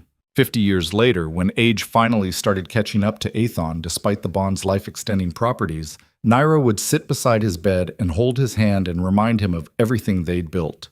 Every life saved, every system fixed, every wolf who'd been given a second chance because two broken souls had refused to stay broken. Worth it? She'd ask, tears streaming down her face. Every second, he'd whisper. Every choice, every fight. I'd do it all again. He'd die with her name on his lips and the bond singing between them. And Nyra would feel half her soul tear away, but not break. Because they'd built something that transcended their individual lives. Something that would outlast them both. She'd rule alone for another decade after that, guiding the kingdom through the transition, ensuring the reforms held, making certain their work wouldn't die with him. And when she finally stepped down, passing the crown to a successor they'd carefully groomed together, she'd do it knowing they'd succeeded. Not perfectly, not without cost, but enough, more than enough. The girl who'd been rejected in a ballroom had become a queen who changed the world. The king who'd made the worst mistake of his life had spent the rest of it making amends. And together, they'd proven that love, real, complicated, difficult love, was the strongest force in existence. Not because it was easy, but because it was worth fighting for, always. But that was still decades away. Tonight, walking out of the ballroom toward another crisis, another challenge, another chance to prove that broken things could be beautiful, Nyra felt nothing but fierce, determined hope. They'd survive this. They'd survive everything, because that's what they did. They survived. They adapted. They loved each other through the darkness and built something worth protecting in the light. And that was enough.